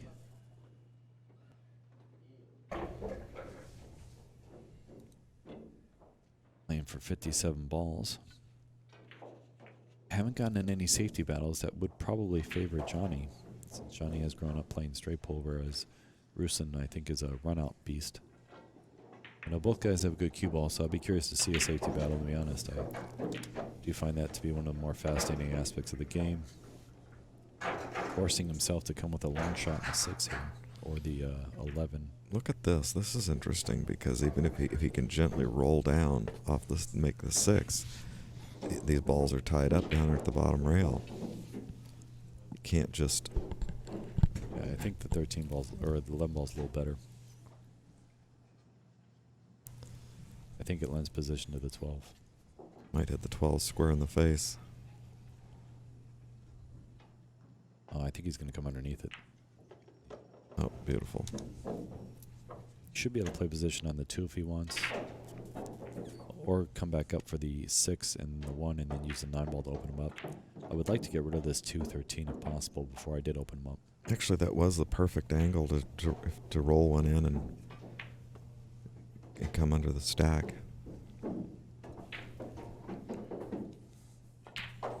I wonder if he can hold this for the 2. If he can hold it, he's probably going to hold it for the 2.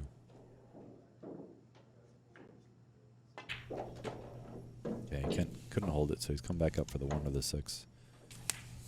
He'll use the 9 ball to open him back up, and he'll attack the 2 as soon as he's got a good opportunity. Maybe get another ball to help it out.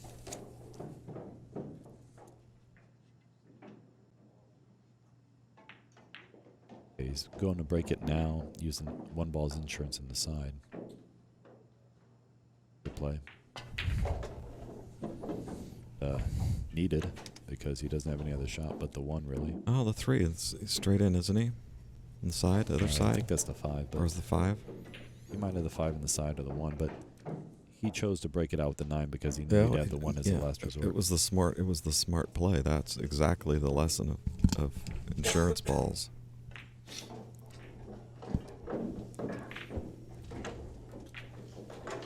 You don't have to die with that, but you know, it's always good to have it just in case. He's getting rid of that 2 that you need to get rid of. He'll get rid of the 3 because it blocks the 4. And he needs to get rid of the 15 as well. The 4 actually leads to the 8-10, so I might go something like 3, 11, 15, get back up for the 4. Get rid of that 8-10.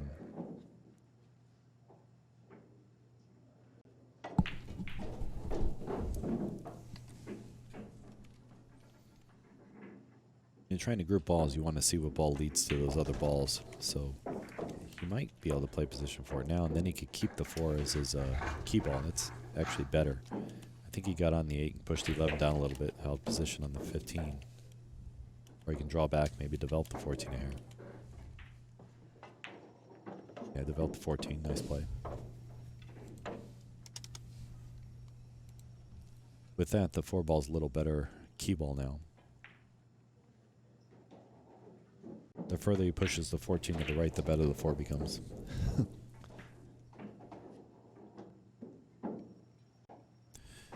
If you guys are just tuning in, you're watching Ruslan Chinahov at the table. He's sponsored by Kaspersky. It's an antivirus computer company. He's also sponsored by MezQ's, Xantips, Buttshot Apparel. His high run currently is a 243 ball run. John Schmidt, who's in the chair at the moment, is Mr. 626. Recently broke the Mosconi's high run. He's sponsored by Easy Street Billiards, Town Chalk, Loose Art Rack, Predator. Also Jerry McWhorter, who's in the booth next to me. Looks like a 15-1-4 pattern. I don't know how official a sponsor it is. He's just throwing me a bone, giving me a shout out because I tell him you can't afford my cues. So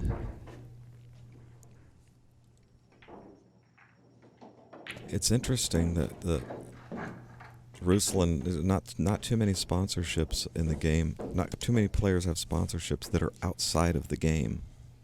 Right. Jake, you were telling us about Ruslan's sponsor. Yeah, it's a little bit of an interesting story. Ruslan was Kaspersky, as Michael said, antivirus, but actually a lot more than that. One of the 3rd largest security companies out there in Russia. He was actually playing the owner, and the owner wanted to gamble, didn't quite know who Ruslan was. And Ruslan played him, and then, obviously just absolutely destroyed him.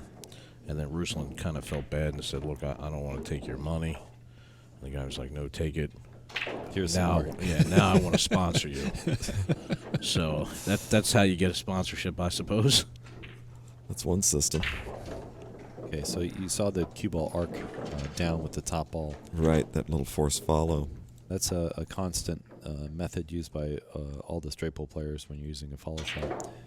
Now, if he had a little bit of right, it might have precluded him from getting all the way to the right top corner of the table, but I think he's got either the 2 or the 11 ball in the corner. I'm not sure if the 1 blocks him. Jake, any way we can see if there's another camera that 13 ball may be blocked by the 1 and the 4. I can't tell. Looks like it's blocked, right, Jake? Yeah, certainly is. So that makes this super challenging. Probably gonna have to shoot at the 2. Maybe. I mean, the good thing, the 11 is maybe the right 1. in the pocket, so 13 combo. yeah, 13. Sorry. Oh. That is My so goodness. missable. Oh, wow. That shot is so missable. Can't believe it. It's a bad roll for Ruslan and a good roll for Johnny. John's back at the table. But I don't think can he see the 2 ball? Not sure what he's got. Because if here. he's looking at this, yes, he can barely see the 2 ball. Just to be at the table, John should be excited regardless of what he has. Oh yeah. Could have easily been that. Some jerk doesn't have their phone off. The jerk was me. Sorry, guys. Shutting the phone down. So, looks like he might be forced to play the 4-1 combo, which is another low percentage unless he can see the 2. I think he can see the 2. I think he would take a scratch before he would play that combo. I'd probably take 2 scratches before playing the combo. Try the 2, so I must have to spin it in a little bit.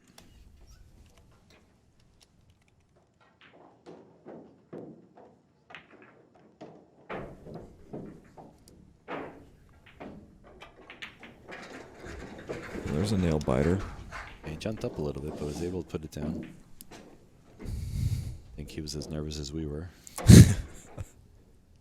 Play position probably for the 3-6 combination next, or the. He's got the 12. He's going to let him open the balls a little follow bit. up a little bit. You're going to get Bill a dink a couple more out. The master dinker.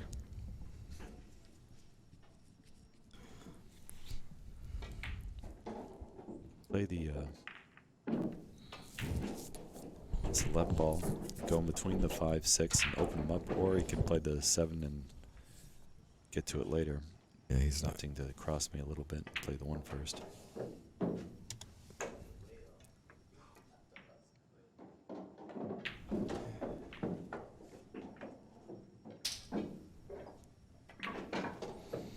Yeah, he's going to play that. He's not likely going to play that combination, I don't think. He's going to find a way to. Well, you can go into it right Yeah, now. you could just He's gently had- nudge into it. He's had multiple angles to get into it. I don't think he's concerned about it, to be honest. Otherwise, he would have adjusted earlier.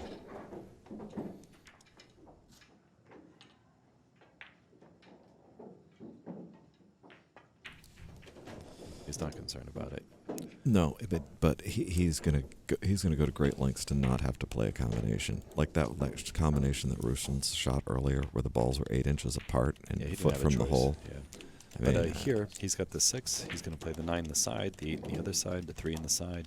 You know, those 3 balls people sometimes would go into, and you don't need to do that. So Johnny's just going to play position for the 9 on the side, then the 8 on the other side, and then the 3 on the side. He may use that for his end pattern. So he might go 5, 7, 6, 9, 8, 3.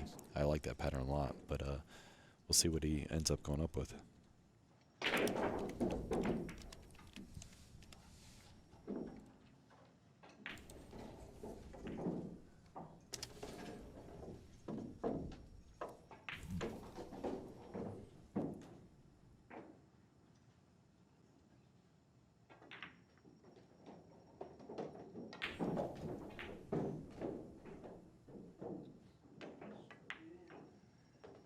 Good shot.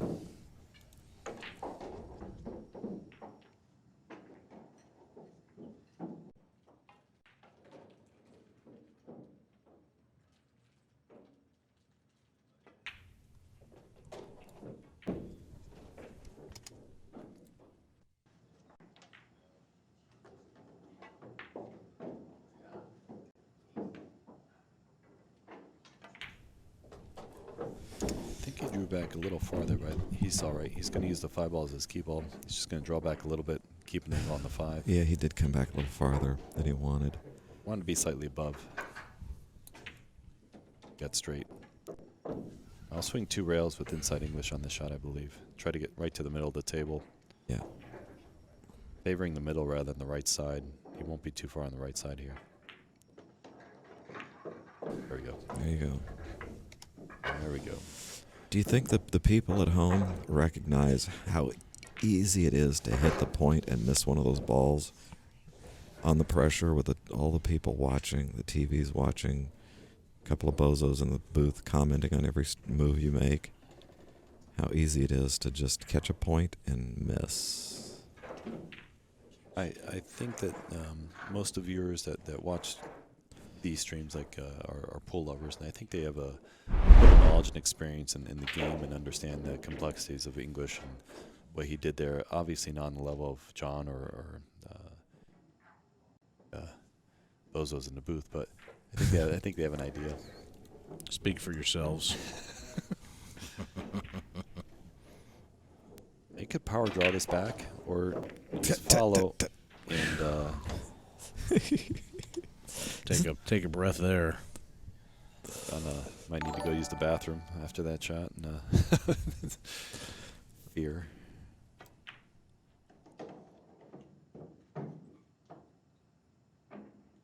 Action here, though.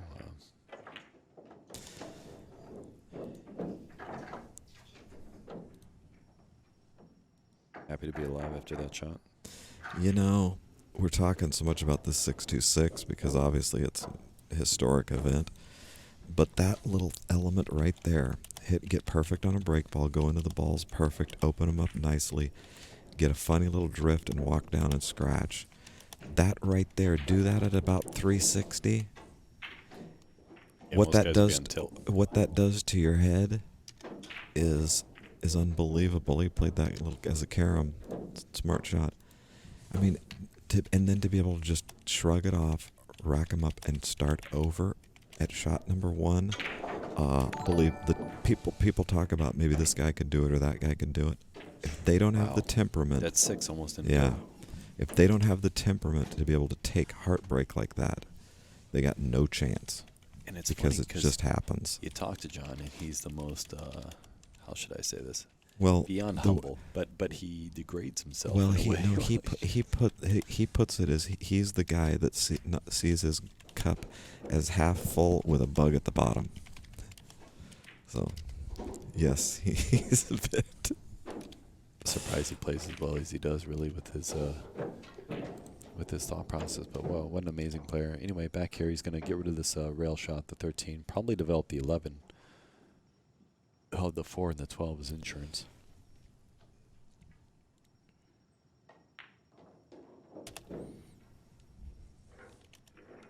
This is all ball fouls, guys. So if Johnny were to touch the 9 or the 2, that'd be a foul. And he developed an 11. Good shot there. He's got the 12, Great like shot. I said. He could get rid of the 8 too. That's kind of a useless ball, but the 1-8 isn't a bad end game. 1 in the side, 8 in the corner.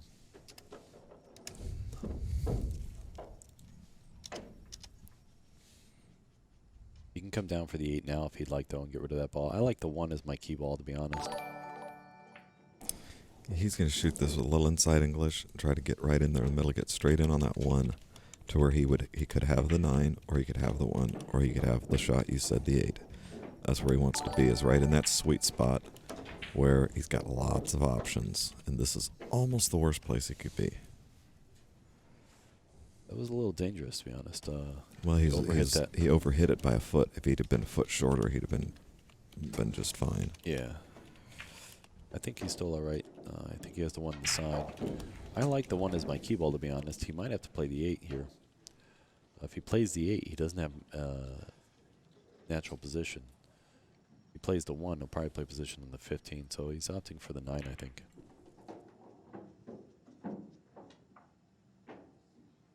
This is a little squirrely. If he had gotten rid of the 8 and then the 2, I think the rack would have been a lot easier. He was on the 8 earlier, so I'm a little surprised he just didn't take that out and give himself a little less work. Sometimes when you play a little faster like Johnny does, he maintains the focus for longer when he needs it. But you run into a couple of situations here and there that he could have avoided. John's wicked smart, though, so I think he'll sort this out and get over it.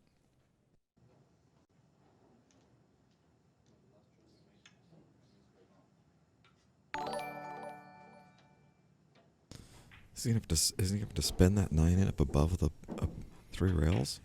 No, I don't Can think he has to just go that glide far. over? I think he can play for the 15. The 8 ball is still a potential break shot if he doesn't like the other shots. Okay, perfect. Yeah, I didn't see how much angle he had there, but yeah, he should be fine now. I think that really just solved all of his problems. If the 1 and 8 both go, they're both good key balls. 15's not as good because it's too far over. In this case, since the 11's a little farther to the right, he would like a key ball like the 1 or the 8 as opposed to the 2 or Right, the 15. the 15's begging you to get straight in on the break ball. Yeah, so you get rid of those balls, or you know that they're sort of useless, and you try to get a break shot with the key ball like the 1 or the 8 as opposed to the 15. Jerry, we got a couple questions for some fans. Do you know exactly what John Schmidt, what type of cue he's playing with right now? It's Predator. a Predator. Predator, okay. Yeah, they're his sponsor. And he's playing with the Revo shaft? He's playing with the Revo, and It's a 12-9, right? no, the smaller one, 12-4. the 12-4, and he's got his Predator extension there that he just quick changed on and off, which he uses a lot because he almost never uses a bridge. Yeah, he was talking to me earlier about that extension. He's not sure whether he likes it or not. He keeps going back and forth with it. Well, he uses it as a tool on and off all the time, but you know, a lot of these players like Ruslan play with it on all the time, and they like that little extra weight at the back and the length. Slow up. He's all right. He's all right. A little thicker than he wants. But Yeah, he's not liking it, but I mean he's not perfect, but He's he's got certainly action. thrilled He's to got be action. still at the table. So the reason Johnny's a little frustrated with that break shot is because the energy is being consumed by the ball instead of having a lot of energy on the cue ball to go into the stack. So the further to the left is where we go on the screen. Now, the better the break shot would be. Let's see what Johnny's pulling the extension out. It's funny that we just mentioned that. The longer extension. So He's these, going to rip this. These statistics are by Pascal Dufresne. Anyone else interested in having a straight pull league or having those straight pull statistics, those are available. No, he just changed gloves. His glove was getting a little damp or sticky. He just changed gloves. He's going to rip this one.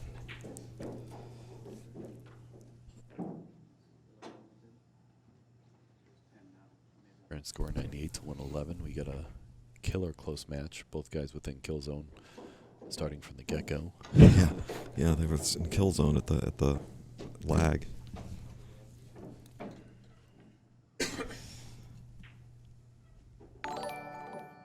There's the force follow. There's the force follow. Just dive it into that bottom rail. Got a little bad roll with the 15-14 there. I do believe he has You the can 10 see ball the available. 10 ball.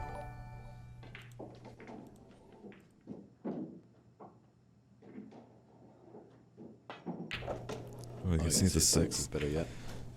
John has now, from the records, has 200 runs over 200. He's run 200 balls right around 200 times.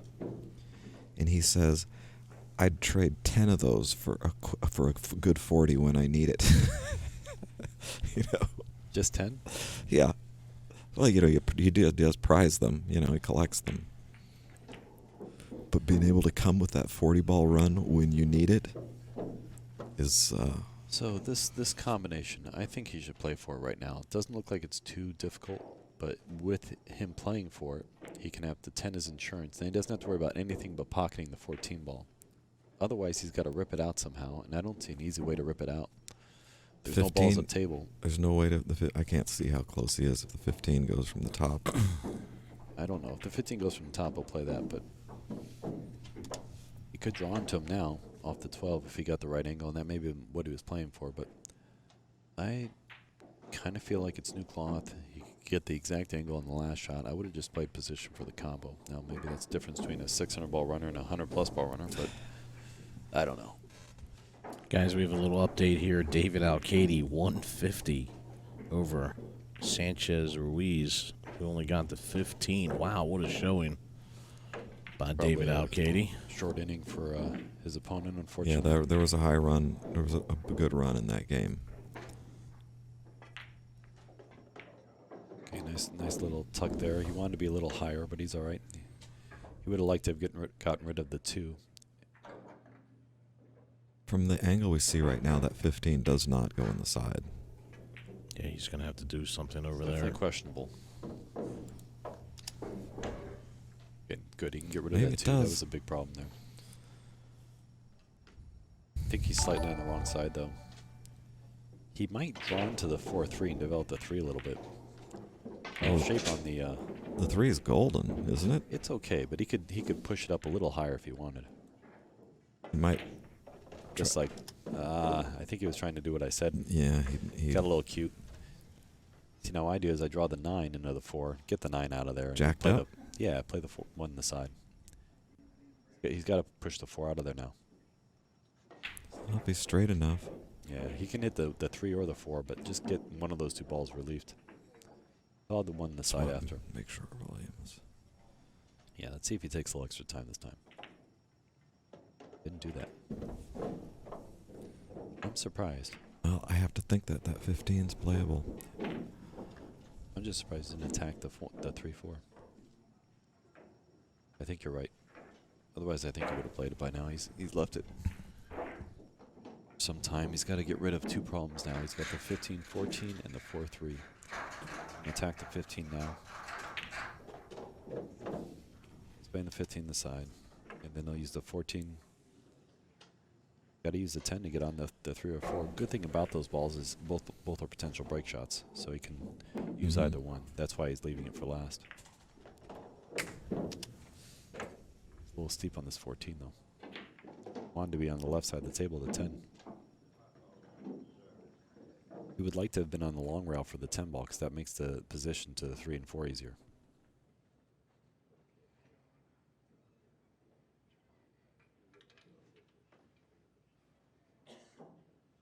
I think he's going to try to come all the way over and get on the 3 or 4 right now. It's his other option. Nope. Nice deep angle on the 10. Just a tiny bit of horsepower difference between getting, attempting to get all the way over there or not. Guys, thanks for all the viewers. Definitely appreciate the views, guys. And Billiard Sport Network, thanks for putting this on for us. Jake, Josh, thank you guys. Thanks to Peter Burrows for putting this on. This is a premier event, isn't it?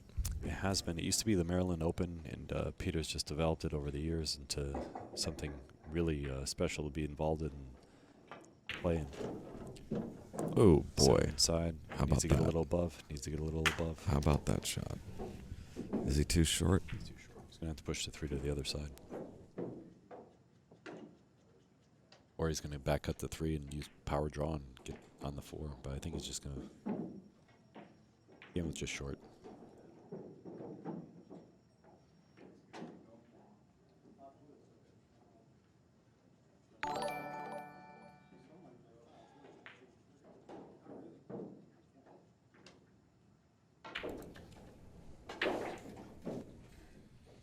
He's going for the gold.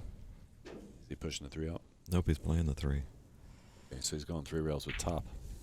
He's got to avoid the side pocket. Able to avoid both sides. Needs to Slow down. Needs Slow to down or speed up. One of the 2. Barely any angle? Can you see it?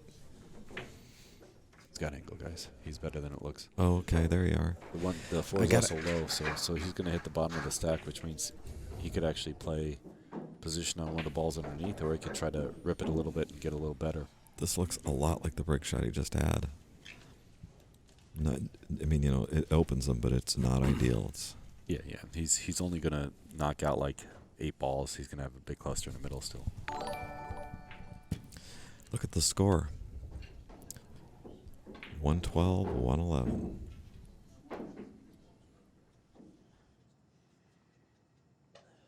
Yeah, that shot on the 10, he would have liked to have been on the long rail, shooting the 10 ball. Then it's natural to pivot one rail over. Since he had to use inside English 2 rails, he came up short because of the English.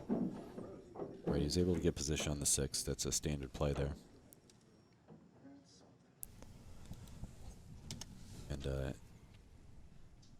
might have to use the 10 on the side to open up the balls.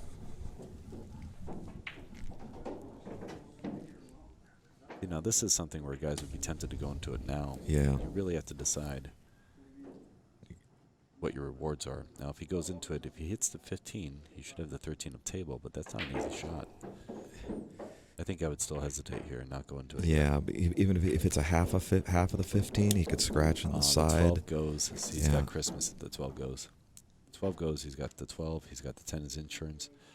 This is glorious.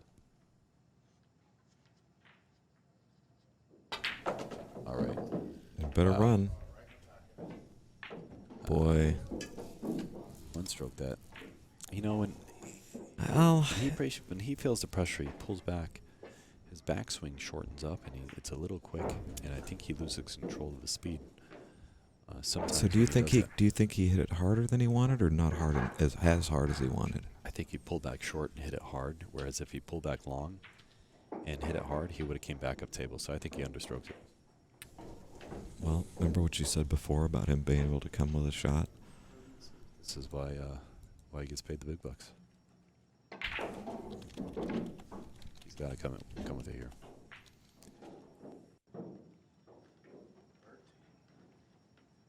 This ball. Pretty natural position too.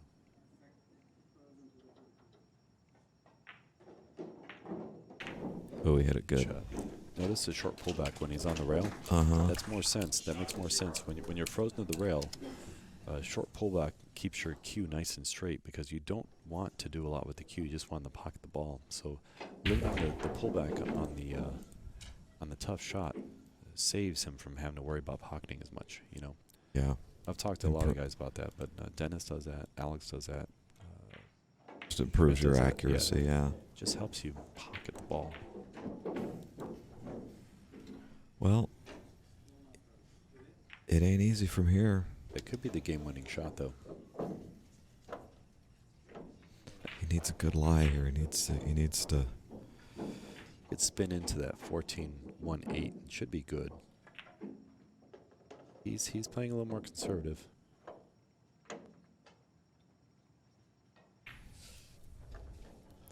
Yeah, he's a master at chipping them out as they lie. It's just the 5, the 15, the 2, the 14. They're all so congested. I would have gone into them there and splashed the pot a little bit. I think I agree. But again, we don't run 600, Jerry. We gotta watch what he's doing and learn. So he's obviously got the 3. If he had a better angle, he could go into him off that. But he doesn't want to disturb the 10. That's his break ball. Yeah, he's not thinking about a break ball now at all. He's. I think it's in the back of his mind. If he can preserve the 10, he's going to. He's so good at manufacturing and dinking out a break ball, making break balls. He's wanting to untangle this rack somehow.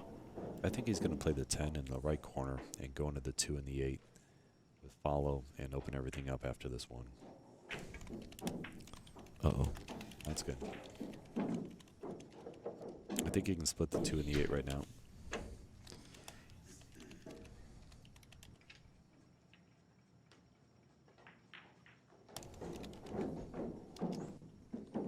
Oh, he's cutting the 8 in. He is preserving the 10. He's cutting the 8. That'll open up all the balls. Yeah, he's going to hit the 8, 2, and the 15. He doesn't need to hit this hard. He just needs to pocket the ball here. So I wouldn't be surprised if he hits this just pocket speed. Yeah. There's no reason to slaughter this. Yeah, just like that. The reason why you do that is because then you typically will have a shot after. If you slaughter that, you could end up on the back rail. Oh, you know. And all the balls be above it. Yeah. You're kind of screwed. Or, so. yeah, absolutely. Or you have the most chance to not put your cue ball on the rail. Right. Looking pretty strong here. Good shooting. John. Wise decision on taking out the 8, preserving the 10 as his break shot. I know you say he doesn't think about that, but I think he has it in the back of his mind. Like maybe even subconscious, he's already looking at the table saying 10 ball, not even. Oh yeah, it no. much more. If he can do it without, I mean, without disturbing it, great. But he's not going to take any chances missing Right. by trying to preserve a break ball. Good shot getting on that 2 there. That's an important lesson too about, as you've commented many times and would know well, that good straight pull players are able to change gears in the middle of their run and switch to a whole nother break ball and a whole Like nother the 2 ball. pattern. Yeah, He's going to play the 10. Yes. Keep the 2. Instantly see that it'd be wiser to just totally switch break balls. But it's easy for people to get fixated on Break shot. on their one break shot, and miss that if you just go stop, you have an under the rack break shot and no risk. Yeah, I think that's a 100 ball runner problem, because I definitely fall in that category. I try to play too perfectly, and I don't want to. I kind of hold on to the perfect break shot at all cost. Yeah. It's a negative thing that I'm trying to break. But, That John says when I get down to the end of the rack, I want 6 break shots, all Right, yeah. to where every one of them is a break shot and every one of them is a key ball. He's thinking opportunities, whereas other players think I have 1 break shot. They think too Yeah. focused. Yeah. John's looking good here. Needs 24 to close this out. A little under 2 racks. Well in the kill zone. Gotta hit this ball. Gosh, but all these break shots he's just too shallow on. Yeah, this is that double kiss in the corner shot, so he's got to make sure that he fends against that. Hey, could you just mute me 1 sec?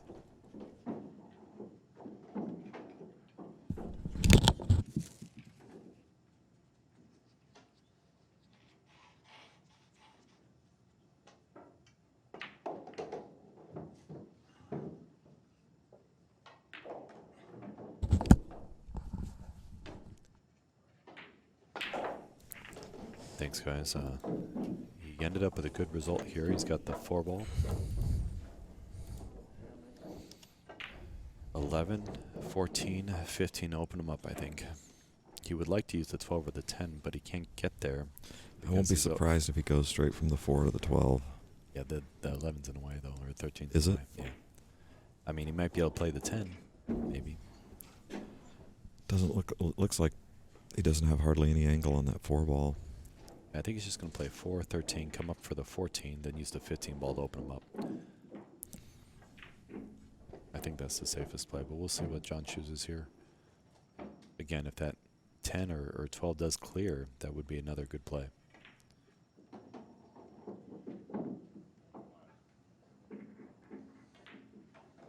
And Alex at the table here for a while. I wonder how he's doing in his match.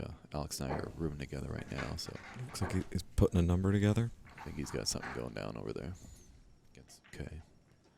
A lot of great matches going on right now, guys. I'm sure they'll keep putting some amazing stuff on the live stream here. Yeah, the featured matches that are lined up are great. Yeah, we'll let you know who's coming up next. The next match will be at 6 p.m. tonight. We'll have guest commentary from Bobby Hunter and Danny Baruti.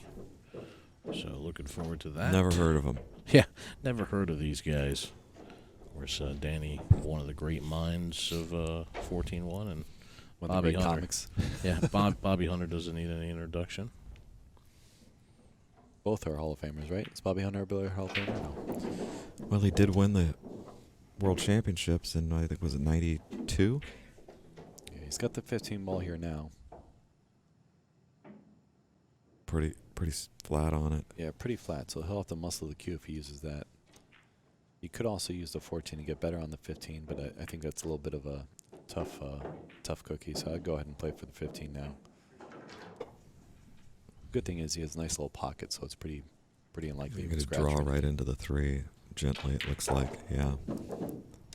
So he's just giving himself a little longer time. He'll use the 3 to get on the 12 or the 10. I believe the Yeah, but 12 is the only option now. 3 to the 12 and should open him nicely.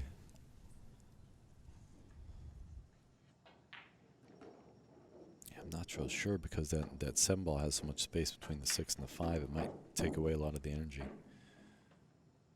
The more gaps there are, or the larger the gaps, the less energy transfer into the stack. So sometimes you don't get as well of a result as you're looking for, purely because the gaps. You just misread the gaps.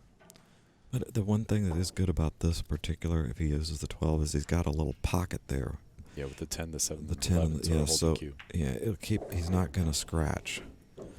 It's going to open things up, and he doesn't not risking scratching, which is huge. Oh yeah, of course. Having the cue ball contained means you can focus all energy on the object ball. Always a big plus. Just a quick shout out to Lights Out Apparel guys, other arm of the Jake Lawson business. The Empire. Of course, I've been in business, I've been on my own for the last 20 years. Oh, you're unemployable also?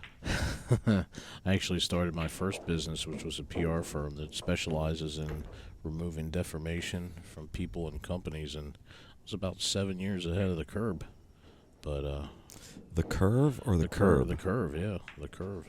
Looks like the 10 ball's a potential break shot. Yeah, he's gonna use the 1 to drift down and get under the rack with the 10. That is I the like- 1, right? Yeah, I like the 6-7. I like playing the 1-14-6-7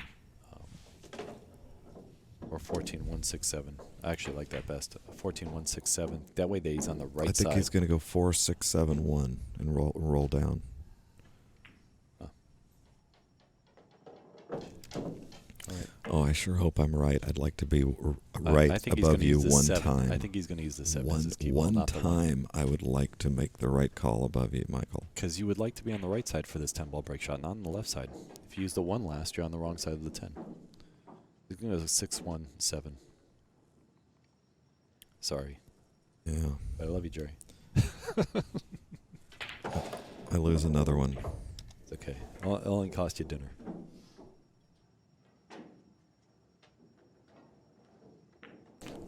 We should mention that John is having an exhibition match with Mika Immonen. It's the Battle Royale.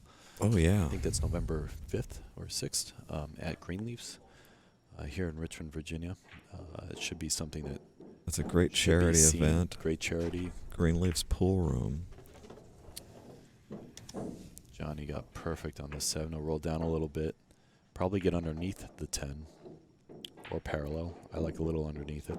Yeah, Then he can use top outside on this break shot. You take away most of the scratches. There's a side pocket scratch shot, but only if you overamp it. Beautiful. Johnny's playing for 10.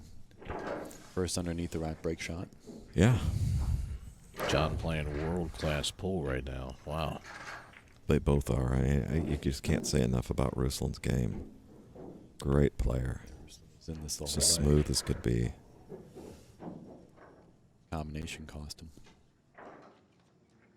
Yeah. Combination cost Johnny too. So it's not a rarity that you see high runs and on combinations.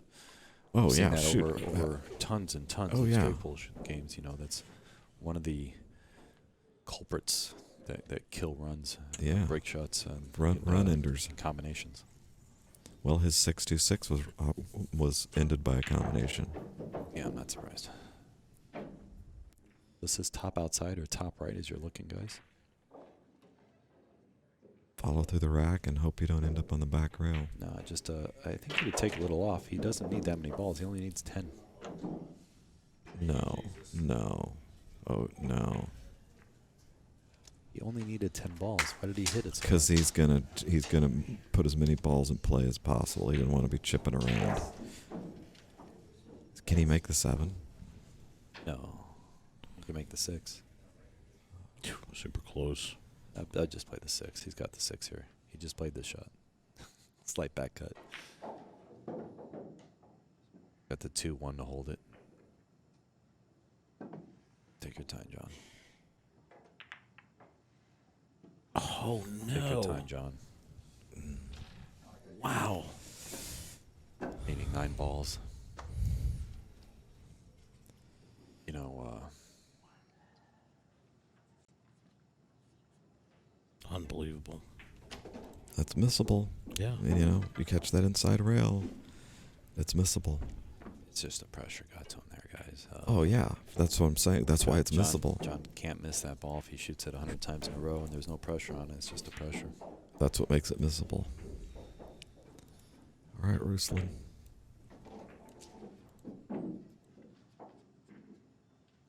if we talked about him after the match and asked him about the speed he hit that break shot, if he'd take a little off now, knowing the result, you know, hindsight. But I certainly think you may want to wait to see if he wins yeah, before you ask him that one. John's everybody Wow. loses, guys, but You're not going to need to ask him. He'll tell you. yeah. Yeah. So it's got to be brutal needing 9 balls there. John's Well, high run folks. was 68. Ruslan's was 61. Uncharacteristic miss by John with the 6. And Chinahov, ecstatic to be at the table, even though he looks calm. Yeah, he's got to keep his composure and get out. 14 the side. Can drift forward for the 11 or the 3. Doesn't have a perfect break ball yet. The 5's not bad. It's a little to the right, which makes the pocket a little small, but the 5's ball is a good break shot. He could push the 3 down now, play position on the 15, then he have an underneath the stack break shot as well. Good call. Could also scrape off the 3 and go into the 8, push the 8 over if he wants to hit it a little firmer. Beautiful. It's a good shot. Now the 8 will be the break shot, almost for sure. 4 balls, an okay key ball, not great. Key ball sort of up there in the lonesome. Play the 15 to the 12 now. Jacking up and playing the 3. I'm a little surprised, but he'll get on the 12.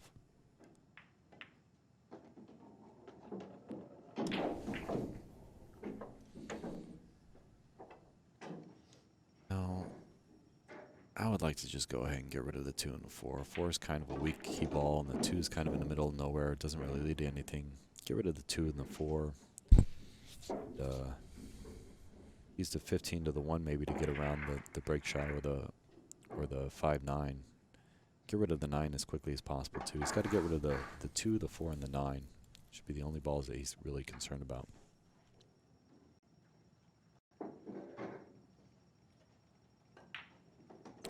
That 4 is sort of in the middle of the table, and sometimes a good key ball when you have a nice key ball to get to it, but there's no natural position to it, so I would just get rid of it.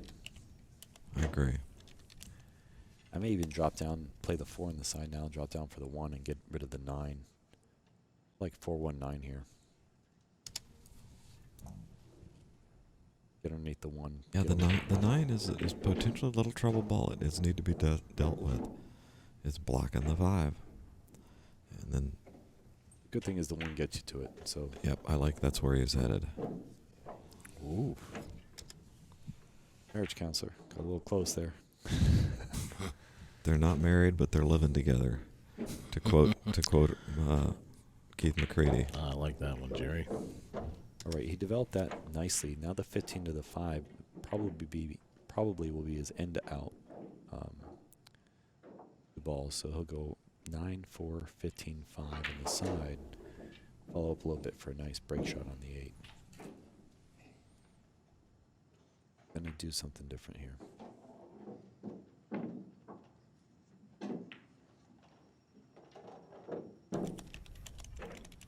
I guess he's just gonna use the 9 balls as key ball.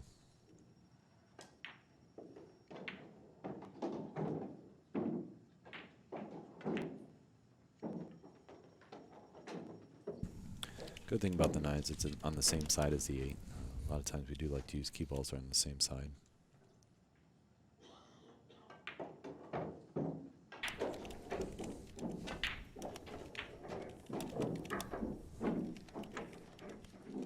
Pretty natural angle here. I'll have to pop it a little bit, but shouldn't make the pocket too small. We'll pull back. Nice out by Ruslan. Needs a rack and a half now, basically what Johnny needed. Let's take a look at that miss by John Schmidt here. You can see with that huge break, he just can't pocket the 7 ball. He's got a back cut here on the 6, certainly makeable, but needing only 9 balls, he catches it. Kind of poked it a little bit. Yeah. He did do that short pullback that he does when he's on the rail, which I tend to agree with, but it seems like it was only an inch. Usually he pulls back, around 2 to 3 inches, and it seemed a little short, which caused poke action. So Ruslan needs 26, and John needs 9. Didn't roll off. Yeah. No danger of rolling off. No ball's touching. He's got 2 potential break shots already. He's sitting really well this rack. He's just got to be focused. I play position for the 9 next, so 6-9. Get rid of the 12 and the 13 after. Okay, hit a little firmer than I would have. I would have gone ahead and got rid of that 9 ball. He's going to go 10-9. Yeah, it's just as good. It's just I want to get rid of that 9. Yeah, I agree. That 9 puts you on the potentially puts you on the correct side of this 2 stripes, and really allows you to Just gets rid of the 4, the 12, get rid of the 13. blockers. It makes the whole rack easy if you get rid of that 9 ball. Funny how 1 ball can make the whole difference in a rack, but really is the case a lot of times. You just gotta get on that 1 ball, see what gets you there. Now maybe that was an error on my part, thinking that I should play for the 9, whereas the 10 was a natural lead to the 9, so he was just taking his time to get there. Well, you were identifying the real little problems right off the bat. They can trickle into these balls, and he's got to get position on the ball if he just pushes them down lightly, but he would have liked to have been on the other side of it, I think. I might just wait and not even attack those, just come back to the middle, play the 7, get rid of the 14, the 11, and, just play the 4 now, draw up for the 7, and attack those 2 balls a little later. They're not really that big of a problem anymore. No, they're grouped nicely.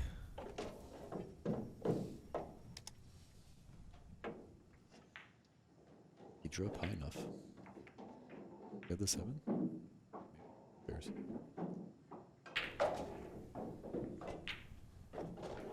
That was a half a pocket he's shooting at.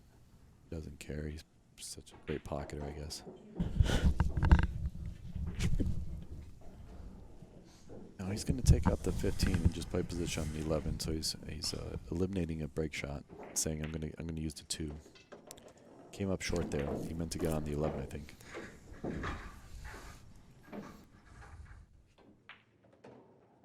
You can get rid of the 12 and 13 easily here.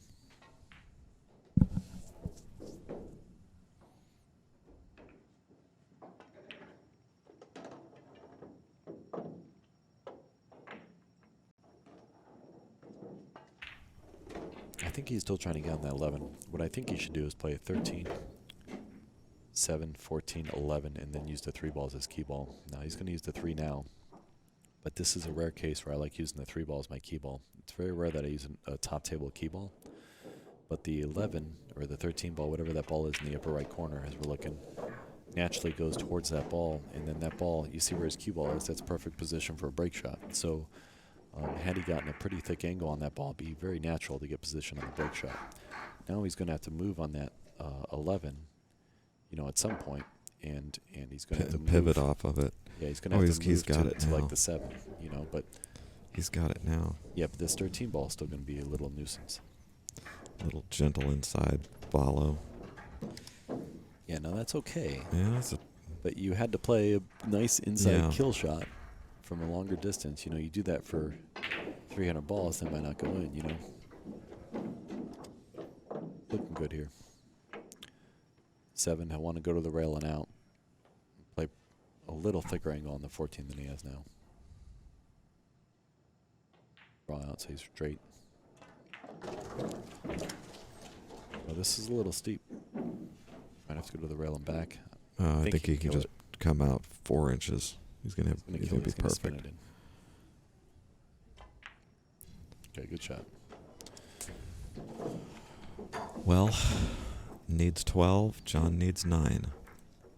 All right, guys, real quick, we're going to do a trivia question for everybody in the chat. Thank you for tuning in. We give away a free PQ break and jump tip. Brooklyn. So the first person to answer That's my answer. the question, wrong. First person to answer the question wins. Who is quoted for saying, "Thou shalt not hustle, but they shall surely hustle themselves"? Correct answer is going to get a free tip.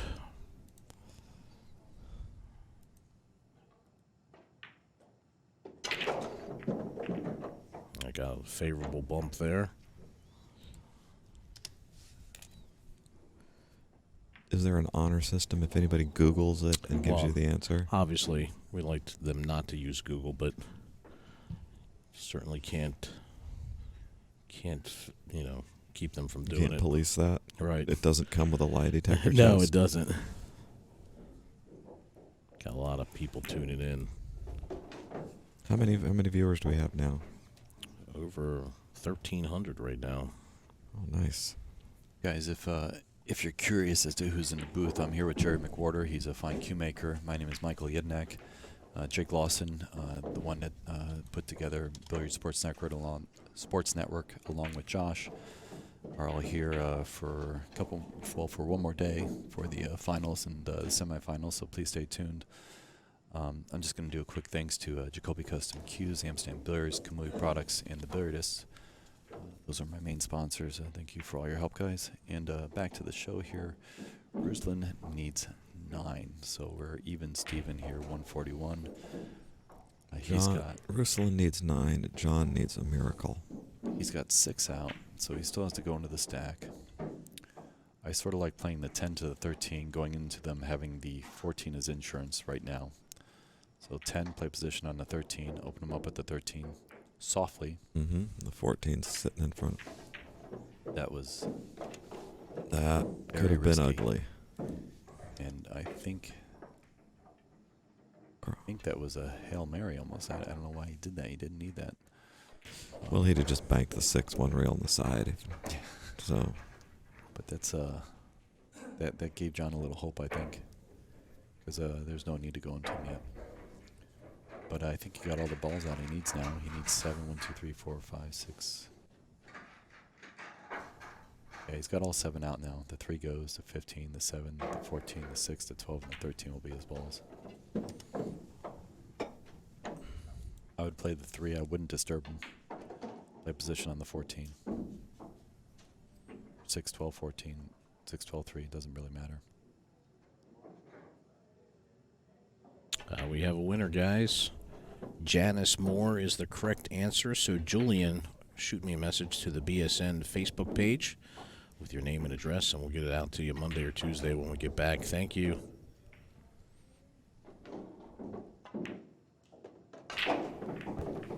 He's going to play the 3, just come up a little bit for the 14. He'll come 1 rail up for the 13, and then the 7 will be his last ball. He'll leave those 3 balls tied up, the 5, the 9, and the 8. Just 4 to go. Perfect position. He can just draw up and say, I don't even think he has to go to the rail now, but if he does, he'll just come up a rail for the 13.